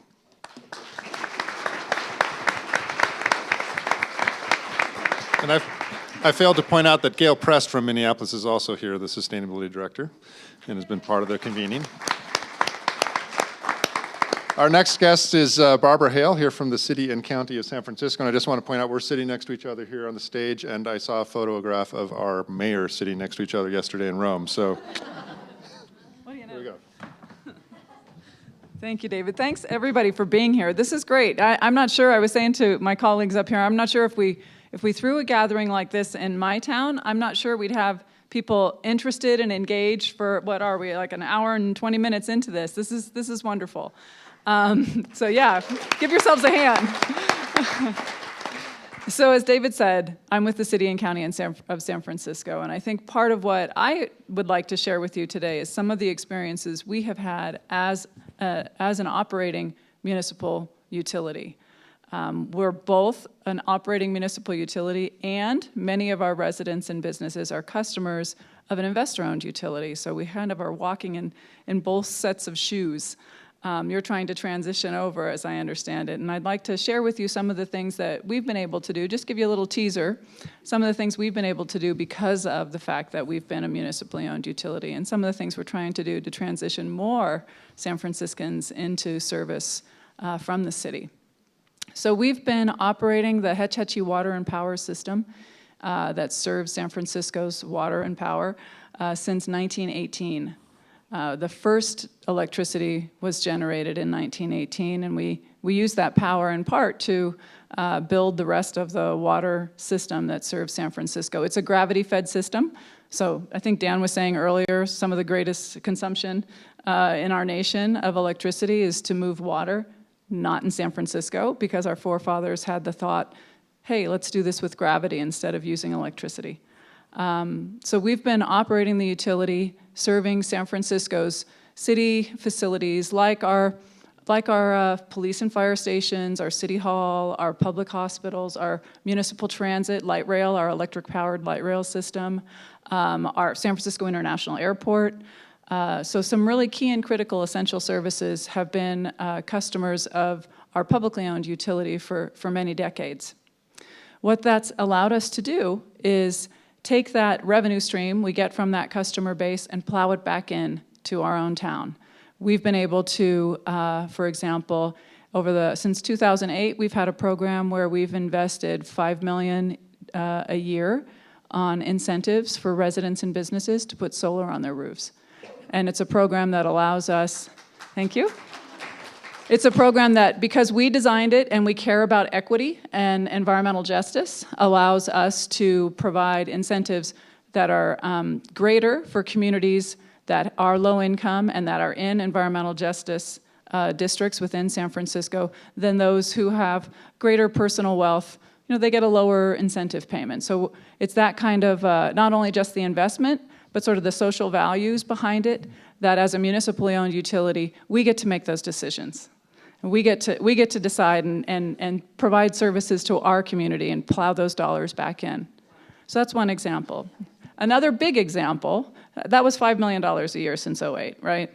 So for many, many years, we have been providing our municipal government tax-funded services. So I'm going to start using some terms that I'm not sure you're familiar with. In San Francisco, we have general fund departments and we have enterprise fund departments. And the departments that are enterprise fund, they have their own revenue stream. So like the water department, they have all the water ratepayers paying for their services, right?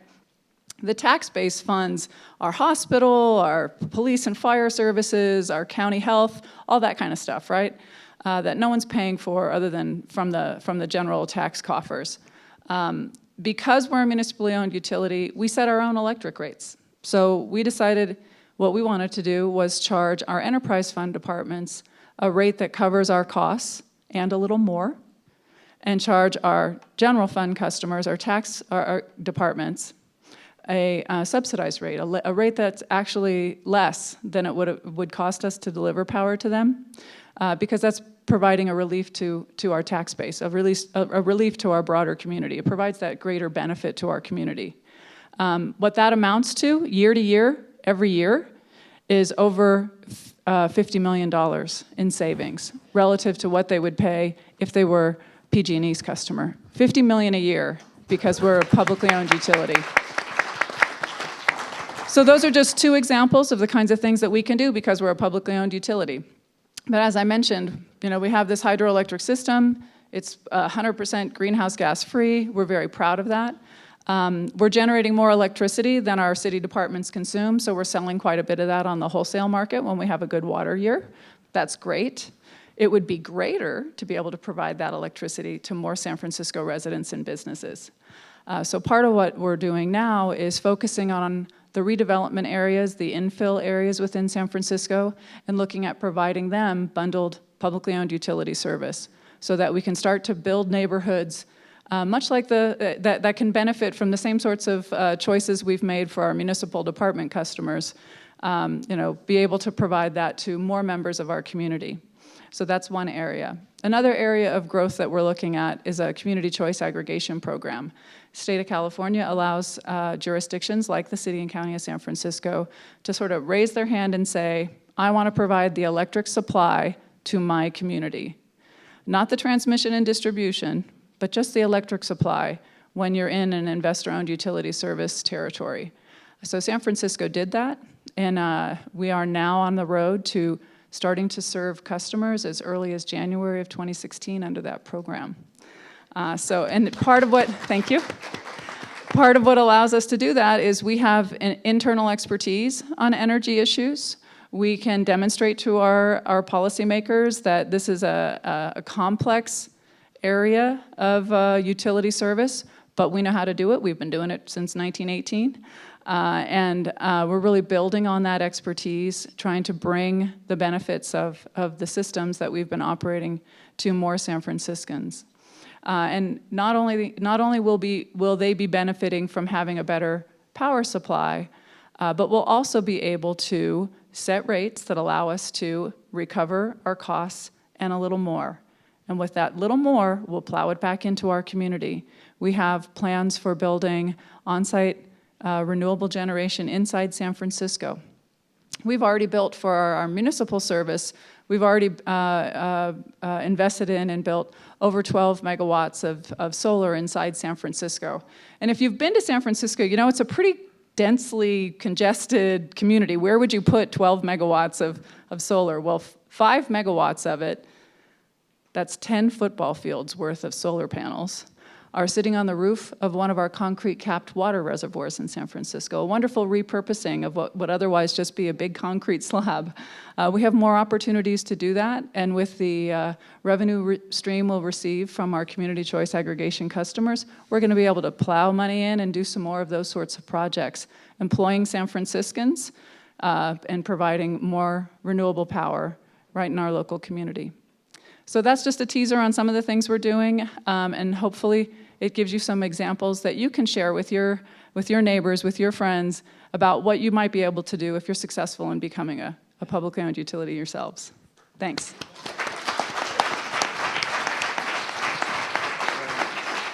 Thanks. And I'll point out Debbie Raphael, who's the head of SF Environment, was delayed in getting here, but she'll be with us for tomorrow's discussions. And second to last, but certainly not second to least, Portland, Oregon, and we have Michael Armstrong, who's the head of sustainability programs. He has a very interesting title I can never remember, but I also want to point out that Michael is actually co-chair also of the planning committee for USDN and plays a really important leadership role for all of us involved in the network.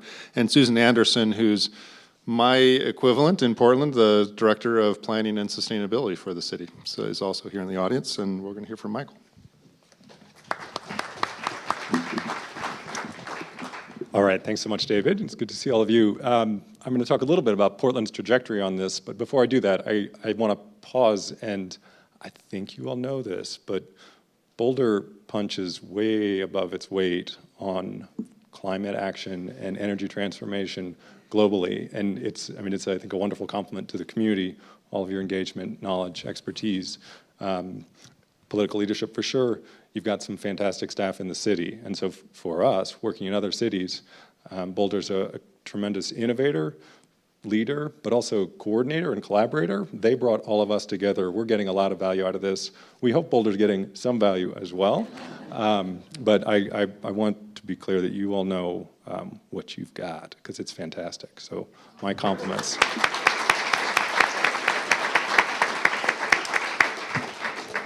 So David referenced already, there are some really compelling parallels between Boulder and Portland that have been instrumental to us over the last few years.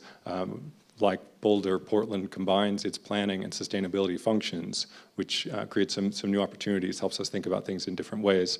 10 years ago, Portland tried to buy the primary investor and utility serving us, which at the time was owned by Enron. And so we have unsuccessfully tried to go where you are now going, and so may the force be with you. All right, skipping forward to present time, if I could go on to the next slide here. Oh, and I get to do this, pardon me. There we go. All right, so Portland's been at climate action planning for a long time now, more than 20 years. In 1993, Susan Anderson, down here in the second row, was 12 years old. She insists. She was graduated. Yeah, she was actually 19, and she wrote the first local climate action plan in the United States. So it was adopted in 1993. So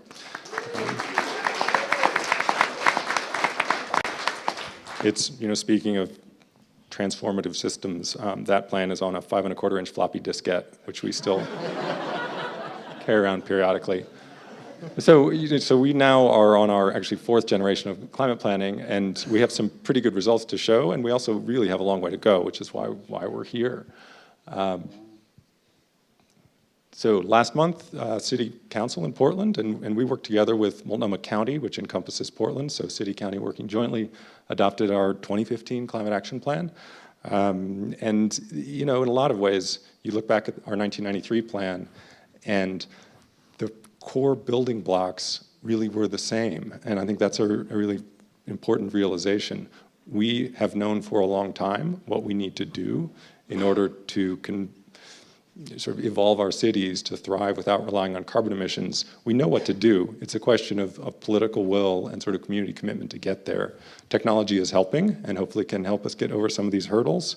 But a lot of this it's not about exactly what we need to do. We already know it. We just need to deliver. So in part because of this longstanding effort, Portland's got an encouraging track record to show. As of 2013, total carbon emissions in Portland were 14% lower than 1990. Over that same time period, we've added 175,000 residents, 75,000 jobs. You can see the population and job trajectories there. It's a really encouraging trend. This is a really good one, and actually it's a pretty similar trend for some of the other leading cities. We're not the only ones with this trend, but that decoupling of economic and population growth from carbon emissions doesn't get told often enough, and so it's already happening. We just have to find ways to accelerate it. So this is encouraging. We too have a really long way to go. We're also mindful that if the only thing we're doing is reducing carbon emissions, we're not at all succeeding. And so one of the really big emphases in the new climate action plan that we just adopted is really about equity. So we need to reduce carbon emissions in ways that are advancing our equity agenda. Portland, again, like many communities, 50% of our school children are students of color. The future does not look like the past. This needs to be relevant to them. It needs to support their priorities. It needs to deliver on advancing equity, or we're not going to succeed. We're not going to get there without them, and it wouldn't be a good thing if we did. So this piece, again, builds on a lot of work in the past. Some of the building blocks, compact urban form. We're talking these couple days about decarbonizing our energy supplies, efficient buildings, go on down through. Food systems, very important. One of the other things I want to call attention to that's a big emphasis in our new climate action plan, there we go. So what's new and different? Equity, consumption. So we're really focusing on the things we can control and what changes we can make in our energy systems. It's really important to recognize that in addition to the energy systems serving our immediate needs, all the stuff that we consume as governments, as businesses, as individuals, that's just producing someone else's energy demand that they're having to manage. So we really need to make sure we're looking at the consumption-based view of this in addition to the production-based, the sector-based that we control. We've got opportunities to influence that whole long supply chain, and what's the city's role in that? That's something we all need to wrestle with, but it's important that it be part of the conversation, and so that's another big new piece for us that we're trying to sort out. I'll skip through this a little bit. So integrating equity, this is, a lot of this has to do with how things are developed, engaging with communities who haven't always been at the table for climate action planning, energy issues. We need to understand how those issues are relevant to those communities and figure out ways it can both respond to priorities, but let them shape what we're doing. And so very collaborative process. There's a lot of commitment. We had equity-oriented organizations at the table with us with grant funding to pay them for their staff time, their expertise that we did not have, help us develop this.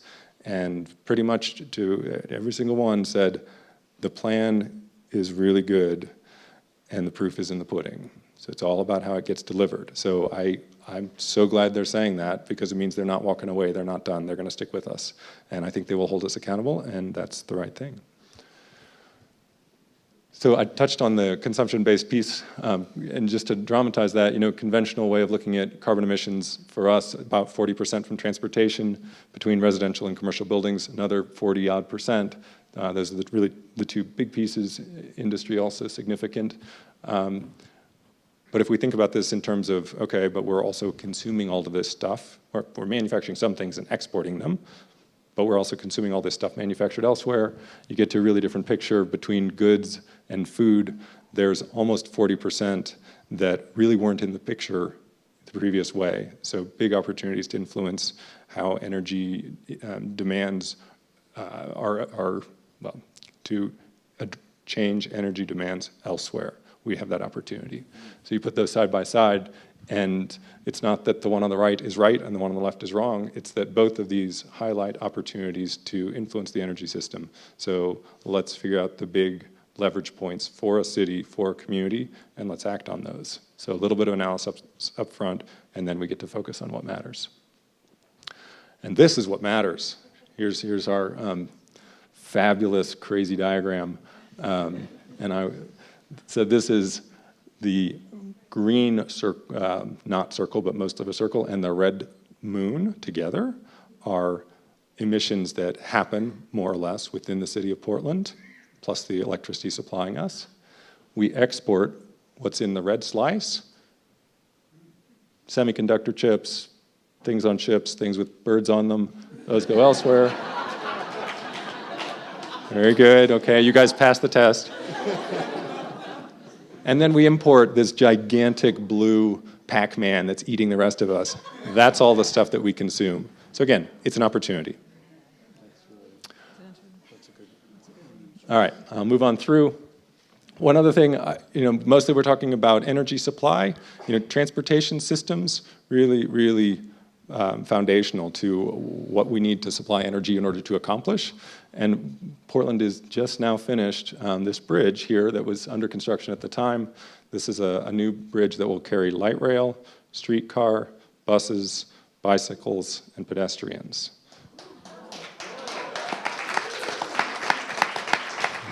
There it is. It opens next month. It's beautiful. It was also, the bridge span was also raised 3 feet to accommodate expected rises in river levels. This is the Willamette River that's tidally influenced at this point. So they went back, looked at climate models, reran the numbers, realized better raise the bridge span.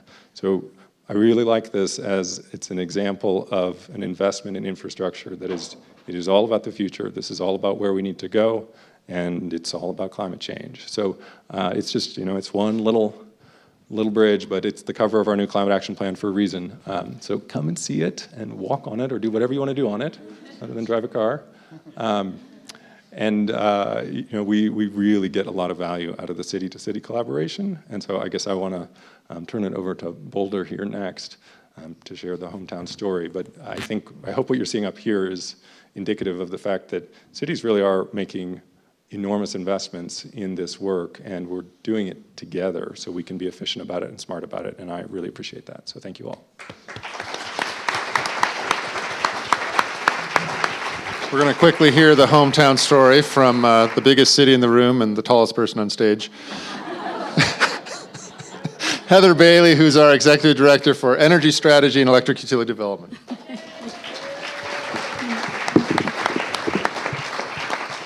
Thank you all so much. And I have to say, every day that I'm here and I look out and see all of you and others that are participating in this journey that we're going on, I am always amazed and so thankful and so grateful. You all need to give yourselves a huge hand.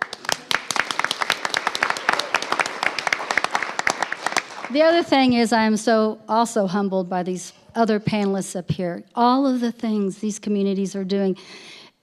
Some days we feel like we're alone in this journey and the work that we're doing, but seeing that there are other communities that are doing such cool things, that are working so hard and moving forward and reducing emissions and providing sustainability and increasing resilience and supporting their economic vitality. This is a great organization. It's a great opportunity. So I'm really glad they're here, and I'm glad we get to learn from them. I'm glad you all get to share this. I'm going to be brief because you know our story. Is there anyone here that's not from Boulder? Okay, other than the participants. All right, well then you won't mind that I don't go through the Boulder story, right? I am going to hit on some high points, just as a reminder of some of the things we have been doing. So is it the green one? Okay. Today, and thanks to you all and the cap tax, that Boulder was the first city in this country to vote a tax, a self-tax, a carbon tax, you're getting some amazing services. And what we've been doing over the last few years is providing value through that tax. We've got smart regs, and if you all remember what those are, basically where rental units have to improve their efficiency by 2019. We've got our C&I, our commercial industrial ordinance, that will be brought to council for the first reading in August, that will have a huge impact on what our commercial industrial buildings will do in the long term.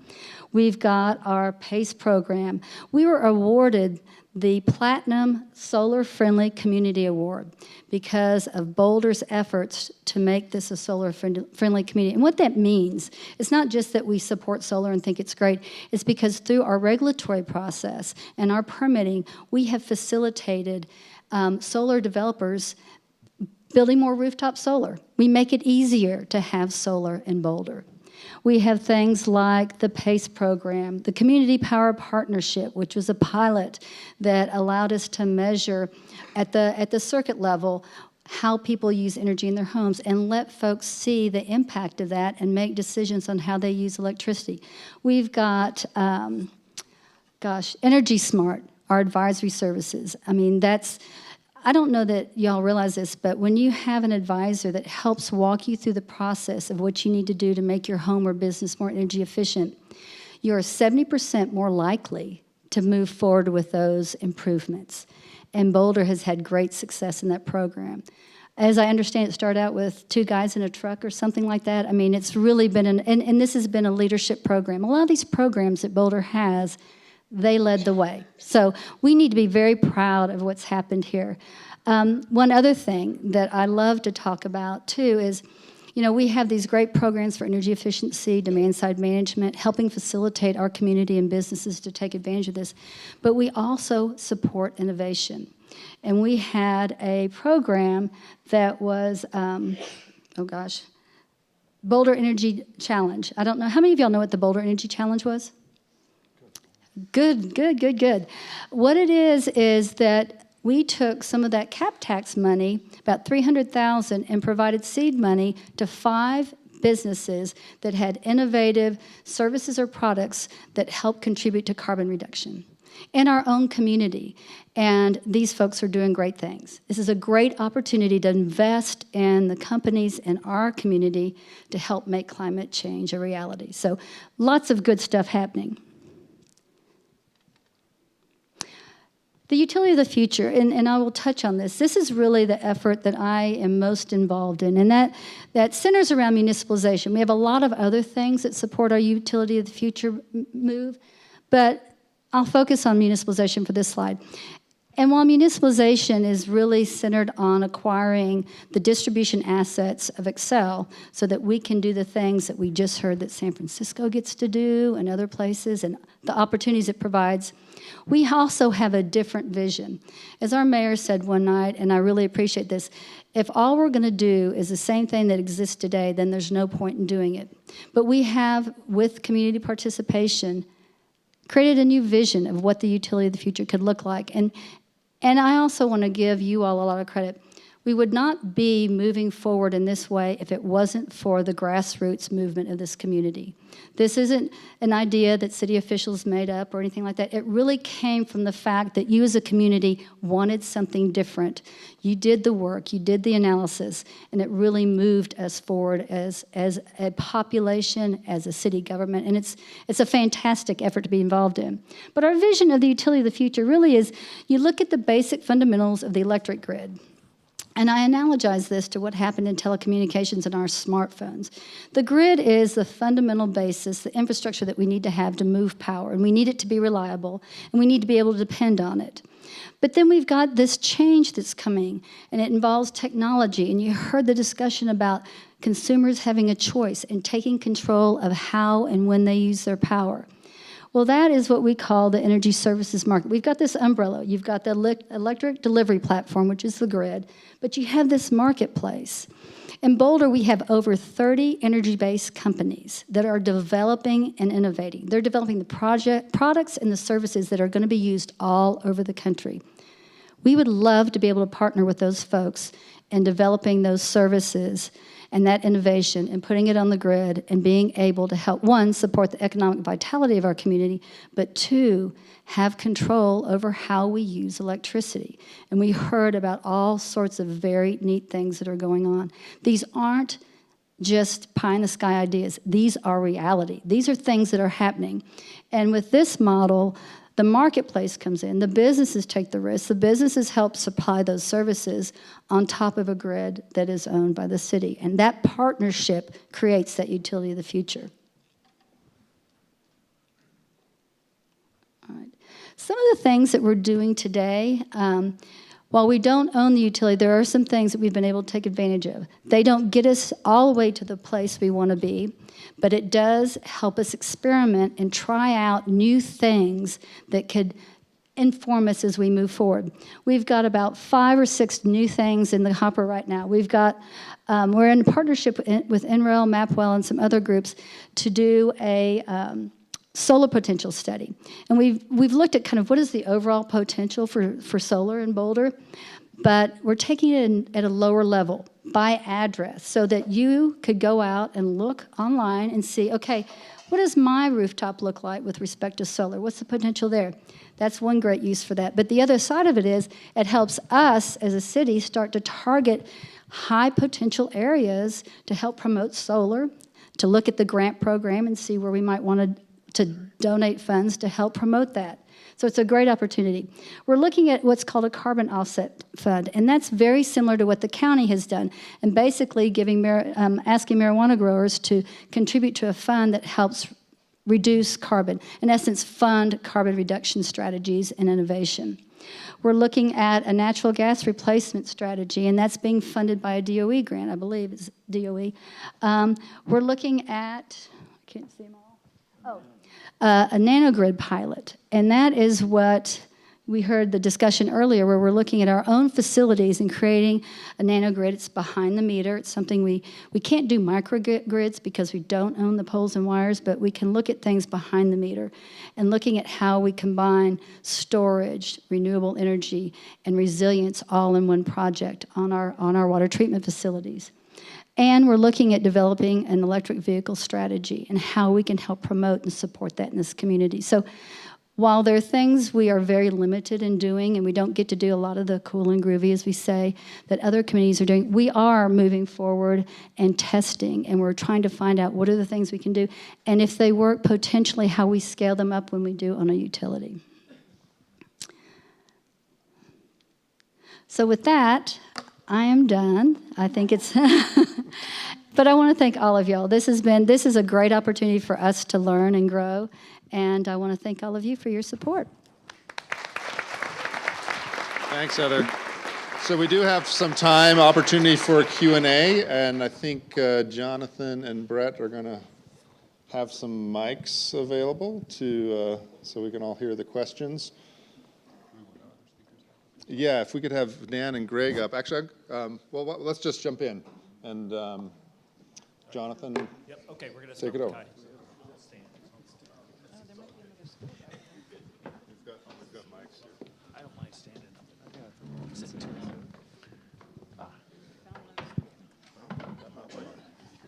Hi, I think this has worked. My name is Kai. I'm the Sustainability Coordinator at Boulder Community Health. Welcome. Thank you so much for your stories. I think I've been to every town. Yes, I've been to every town. There's a question, but there's also sort of a challenge. And I've been to many of these kinds of conversations and kind of hear the same narrative over and over again. But the challenge really is start considering the notion of, instead of using the word carbon emissions, go to carbon pollution. The President of the United States has started to use the word pollution. And the reason I say that is because emissions, we all emit. It's harmless. But pollution has a real, back in the 70s, we all know pollution had a real emphasis toward reducing pollution. I guess the question I have for you, and I'm perplexed. I've heard these conversations before about emissions and equity and solar and this. When will government entities start to look at how this affects human health? Because at the end of the day, the way I see what you're trying to do is you're trying to sustain human life. And there's an externality toward burning coal. We never talk about what that externality of burning coal is, which is ultimately is a burden on the healthcare industry. And my question to you is why you never take those externality costs, healthcare being one of them, and implement that into your cost of doing business, your ROI, if you will, in regards to sustaining human life in your cities and in this country. Thank you. I was going to ask, I think maybe Portland could speak to their consideration of health impacts related to the climate. Yeah, I think this is on, right? Yeah. I think it's a great point. And to us, it actually is a really important part of what we're doing to be explicit about the connection between carbon pollution, carbon reductions, and human health. Because we do our climate work in partnership with our county, which has the health department function, it gets a lot of visibility, and you see it playing out both in terms of you see it turns out in terms of prioritizing initiatives, for example, around particulate pollution, so black carbon, diesel issues. You also see it playing out in terms of fossil fuel export issues. So, for example, a lot of coal is mined, Powder River Basin, gets exported out through ports on the West Coast, goes over to China, gets burned, goes up in the air, comes back, and we get the mercury from it. And people recognize that, and they respond to it. So I think it's a really powerful point, and I certainly could be more consistent about calling attention to it. But it is an important linkage because in the long run, this is about human health. Can I add something? And so Barbara from San Francisco again. I would call your attention to San Francisco's experience in having successfully shut down 2 powerhouses that were located in San Francisco. A big part of the public policy dialogue about the need to do that was the health impacts of the pollution associated with those 2 powerhouses. It was a very sort of long-term effort, and our Department of Public Health also documents health impacts of what's going on in the communities on a regular basis, and I think it is a powerful way to coalesce the community around action. In Boston 10 years ago, we didn't make progress on the basics of green building policy development until we were able to make a connection between the upfront opportunity to think about the materials that go into a home and the life cycle cost accounting opportunities of shredding a green building with the healthy building outcomes that could come from that. So at the same time that you're planning photovoltaics and the materials that make for a green building, you can be making carpeting decisions, you can be making linoleum decisions that lower asthma. And we built a pilot green building in Boston, and a key moment in my career was when we dedicated that building, and a child came up to our then mayor, Tom Menino, and tugged him on the suit sleeve and said, "Mayor, this is like a vacation day for my asthma," because we have 6 times the rate of asthma in the particular neighborhood where this pilot green building that was dedicated back in 2002 was built. So that was just an example to us, but the point I would like to leave with is that I think we need as a society to figure out how to monetize those risks in the sense that we are able to wrest capital to make improvements on our building stock by pulling out the existing built inefficiency and finding a project finance way, a cash flow positive way to actually finance the improvements with energy efficiency. We are not at a place yet where I believe society has worked out how to monetize the costs of the health impacts that you're concerned about. I'd love to get there. I believe it's the next generation of work. Yeah, and real quickly, I just want to say, I think the default when you ask a panel a question, everybody answers. And so I would just encourage you to specify a particular panelist if you have a specific question, or just ask the entire panel. I also wanted to mention that there are people that are watching a live stream of this event, and so I would encourage you, if you are watching, you can in fact submit a question, and they'll be shuttled up to me, and I'll ask the panel as well. So the next question was right here. So this discussion that we just had about monetizing various of the harms that are done by the way we've been doing business for a long time is a perfect segue to what I wanted to mention, which is there's an incredible collection of inspiring stuff happen amongst these cities at the city municipal level. I would love us not to forget that we're never going to get there. We're never going to get there without action at the national level. So I would love to see these cities that are these shining examples of what can be done at the local level also be lobbying for comprehensive national carbon policy. And my favorite one would be a tax on carbon, which perfectly is the economist's favorite way to put the right price on all the kind of externalities that we've just been talking about in the previous question. So I'd welcome an answer to that. I would love to know if anybody has that kind of lobbying going on at the national level, or have any other comments from any of the panelists. Thanks.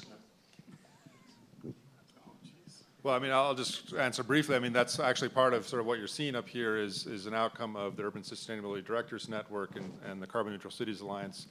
There's actually been a strong commitment from the funders to listen to the member cities and to understand what is it we need from both our state and national governments, and to try to organize having a stronger voice. And we have staff actually based in DC now who are looking not just at how do we lobby federal government, but also how do we create stronger partnerships with private sector, with academic institutions, with others who need to be part of this transformation work. And then a very direct outcome, the person who's been working with the Carbon Neutral Cities Alliance has been working with the Vatican, which is why the mayor's meeting happened over the last 2 days there. So there's a very real connection at the global scale to connect cities to that conversation and to prepare for the conference in Paris to try to have a stronger city voice. So I think Tim. Oh, this is a question for Portland. A couple of months ago, I think it was PBS NewsHour ran a story on your municipal water system and the hydro turbines that were being put in. How successful is that? How's that working out? Yeah, so this is a company that makes a small hydroelectric turbine that fits inside drinking water supply pipes. So, big pipes, but as part of the drinking water distribution system, it works fantastic when you have a gravity-fed system like San Francisco, like Portland, like a few others. And so in the right system, it essentially is reducing pressure and using it to generate power. Well, they've got pressure reducers in those pipes anyway, so it's a really fantastic solution in a certain set of circumstances. So we like it. It's a great illustration of the kinds of innovation. No one of these is going to solve it for us, but in the right situation, great technology. How much power is it generating? A couple hundred kilowatts. So it's yeah, I mean, it's a very large rooftop solar system that has much more predictable power. So. Yeah, thank you. So one of the most intractable sectors is transportation. A study in the Scientific American that was published in January of 2012 by Williams et al. Looking at California's path to deep carbon reductions found that 86% of the fossil fuels that were used in the transportation sector would have to be eliminated by 2050 for California to reach its goals. Recently in Boulder, we have embarked on a path to take sections of 3 arterials, that is 4-lane roadways in our town, reduce them to 3 and create protected bike lanes. And it's caused quite a storm locally. So I don't know to whom to direct this, Jonathan, but do any of you cities, have you got an idea that you would just share with us that you're working on about how to address the transportation sector, either through technology or through helping people make the shift away from using the automobile? Well, I'll start, even though I'm not with a city. One of the incremental clean businesses of NRG, and I'll preface this with the way we see the future, right? Which is half of our business is banking on the other half of our business becoming obsolete in 50 years, right? So, we're selling products that are banking on fossils being phased out, right? And those are incremental clean businesses. And one of them is EV charging, right? So, and there are a couple of use cases for EV charging other than range anxiety and being able to move from point A to point B. In a thoughtfully implemented way, EV charging and car batteries become a smart grid asset for resiliency as well, right? And there was a great use case for that post-Fukushima that Mitsubishi got a ton of great press for because cars were feeding back into the grid when the reactors were offline, right? So that's one part of the solution, right? Of being able to create behavior change through new infrastructure projects that support, electrification on a retail basis. And just kind of my 2 cents on that. I would just add that it's on transportation. I think it's kind of an all of the above approach. It's moving. Transportation planning is shifting from moving vehicles to moving people, and that's making it easy to walk. It's making it easy to bike. It's making it easy to take transit. And when we think about emissions and climate, what we're really trying to do is create great communities, and emissions is part of that, but we want to create healthy, good places to live. And electrification will solve the emissions problem, but we'll all be sitting stuck in traffic all the time if we're all still in our cars. So it's not an overnight solution, and it takes a lot of time, but really linking where your growth is happening to where people can easily catch a bus or find a good bike route or have a good walking route to where they work or have those jobs and houses connected is a long-term strategy that we always need to be going to. Otherwise, especially a place like Seattle or San Francisco, where we'll just be sitting stuck in traffic, and our quality of life will be terrible if we don't figure out how to do all of those things in addition to electrification. Well, I'll just punt to another level of government and say that transportation decisions are usually also land use decisions, or they're reactions to land use decisions. So the first best transportation technology improvement is a good regional land use plan. So engaging at the regional level to think about how origins and destinations are located and how people can get between those two things is the first thing to do before we address the technologies for vehicles. But I would agree it's an all of the above approach. It's I think, we're going to look back in 10 years and say the electric utility system was the easy solution, and we're still working on the transportation solution, because there's all kinds of wonderful, almost magical technologies emerging on the electric side, and the vehicle side we're still using these horribly inefficient gasoline motors that are effectively the same as they were 100 years ago. And so there's going to have to be a whole range of solutions, and some that I think we haven't even begun to look at yet. But any other questions? Lots of them. Two more, I think. Okay. Hi, so I was really excited to see that social justice and equity is playing a large part in your city planning. I was wondering if maybe a couple of you could share some of the strategies and tactics you're using to better engage and better serve historically underserved populations. Sure, well, we're learning from Portland. Go ahead. So we all have an equity work group where we have this conversation about equity, and it's another arena where there's, I think, a lot of really valuable exchange going on.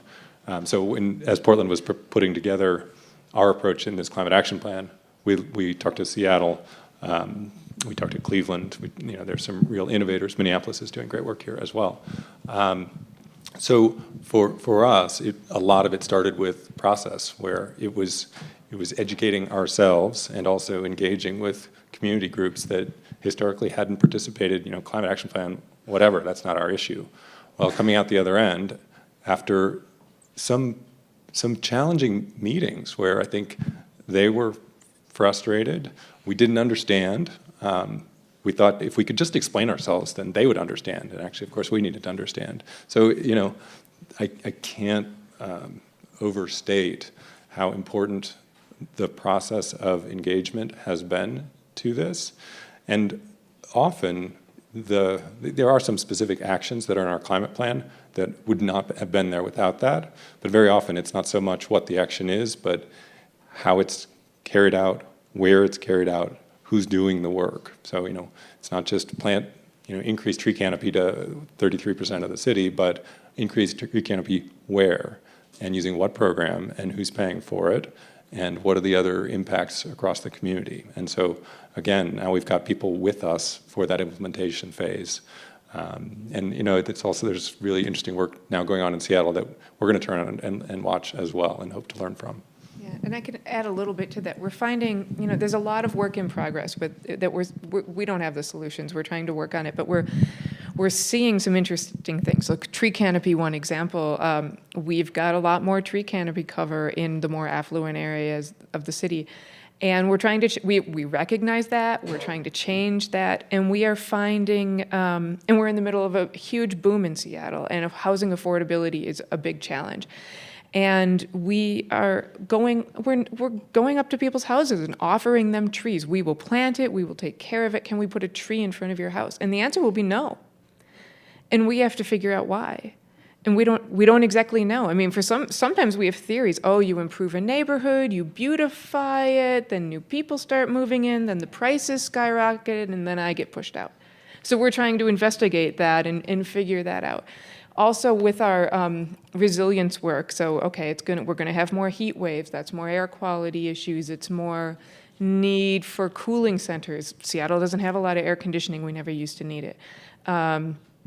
We are gonna have sea level rise areas. We see one particular neighborhood that has a disproportionate, share of low income, people of color, and all of the different climate impacts we expect to hit our city are going to hit that neighborhood the most. And figuring out how to really partner with that city, that community in a meaningful way and solve their real problems instead of the problems that, we government planners think are the focal areas is going to be an ongoing, body of work for years to come. And a lot of that is just going to be giving them the capacity to get past their day-to-day problems so that they can, they can think about that community in the long term. About 10 years ago, I was working for then Mayor Tom Menino, and we did an Earth Day event, and he said, Brad, I'm sick of Earth Day, I want Moon Day. If you know Mayor Menino, you'd understand that. But then he pulled a constituent of his from his original Hyde Park neighborhood, and he said to me, Brad, if you do not improve the life of this person today, I don't want you to come to work tomorrow. And that became a really challenging screen for people who wake up and go to work and think about climate and emissions and resilience and to find a way to genuinely improve the life of that person today. And so when we got the Recovery Act funds, we pushed our utilities to really reinvent community outreach in our neighborhoods. We translate, we focus incentives on 60 to 120% state median income. So we had incredible success with using those funds and branding community outreach. Renew Boston program, it's been recognized by ACEEE as the part of our #1 energy efficiency profile. There is that.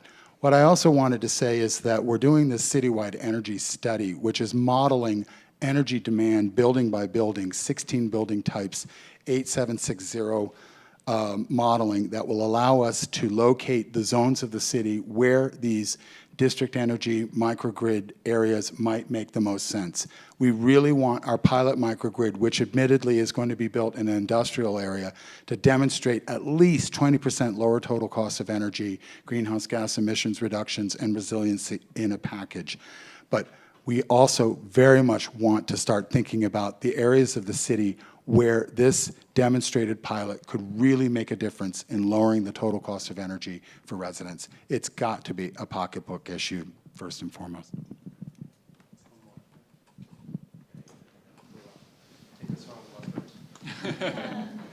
I have a question for San Francisco and Boston, and they're different questions. So, in San Francisco, I'm wondering if you have knowledge across the Golden Gate Bridge in Marin, and if you could maybe update us what they are doing there and how they're putting the money they're saving back into the community.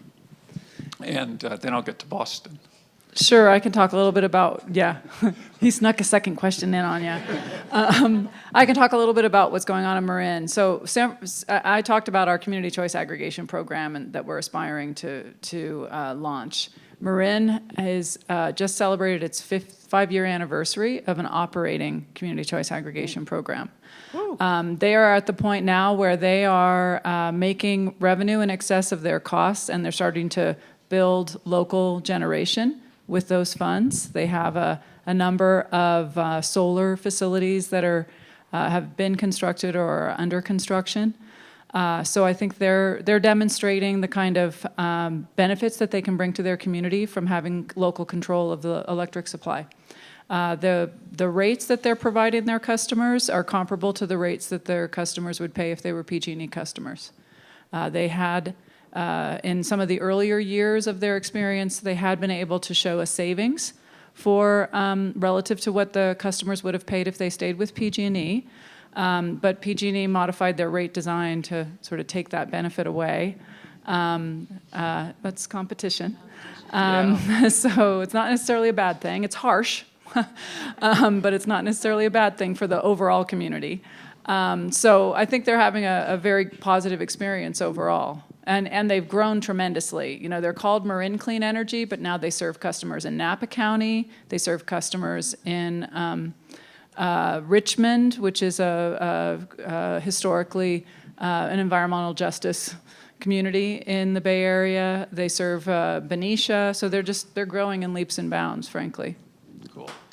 Good. Can I answer that real quick? So one of the things I do, besides work for NRG, is I'm a sustainability commissioner in Sausalito, which is the first town north of the Golden Gate Bridge.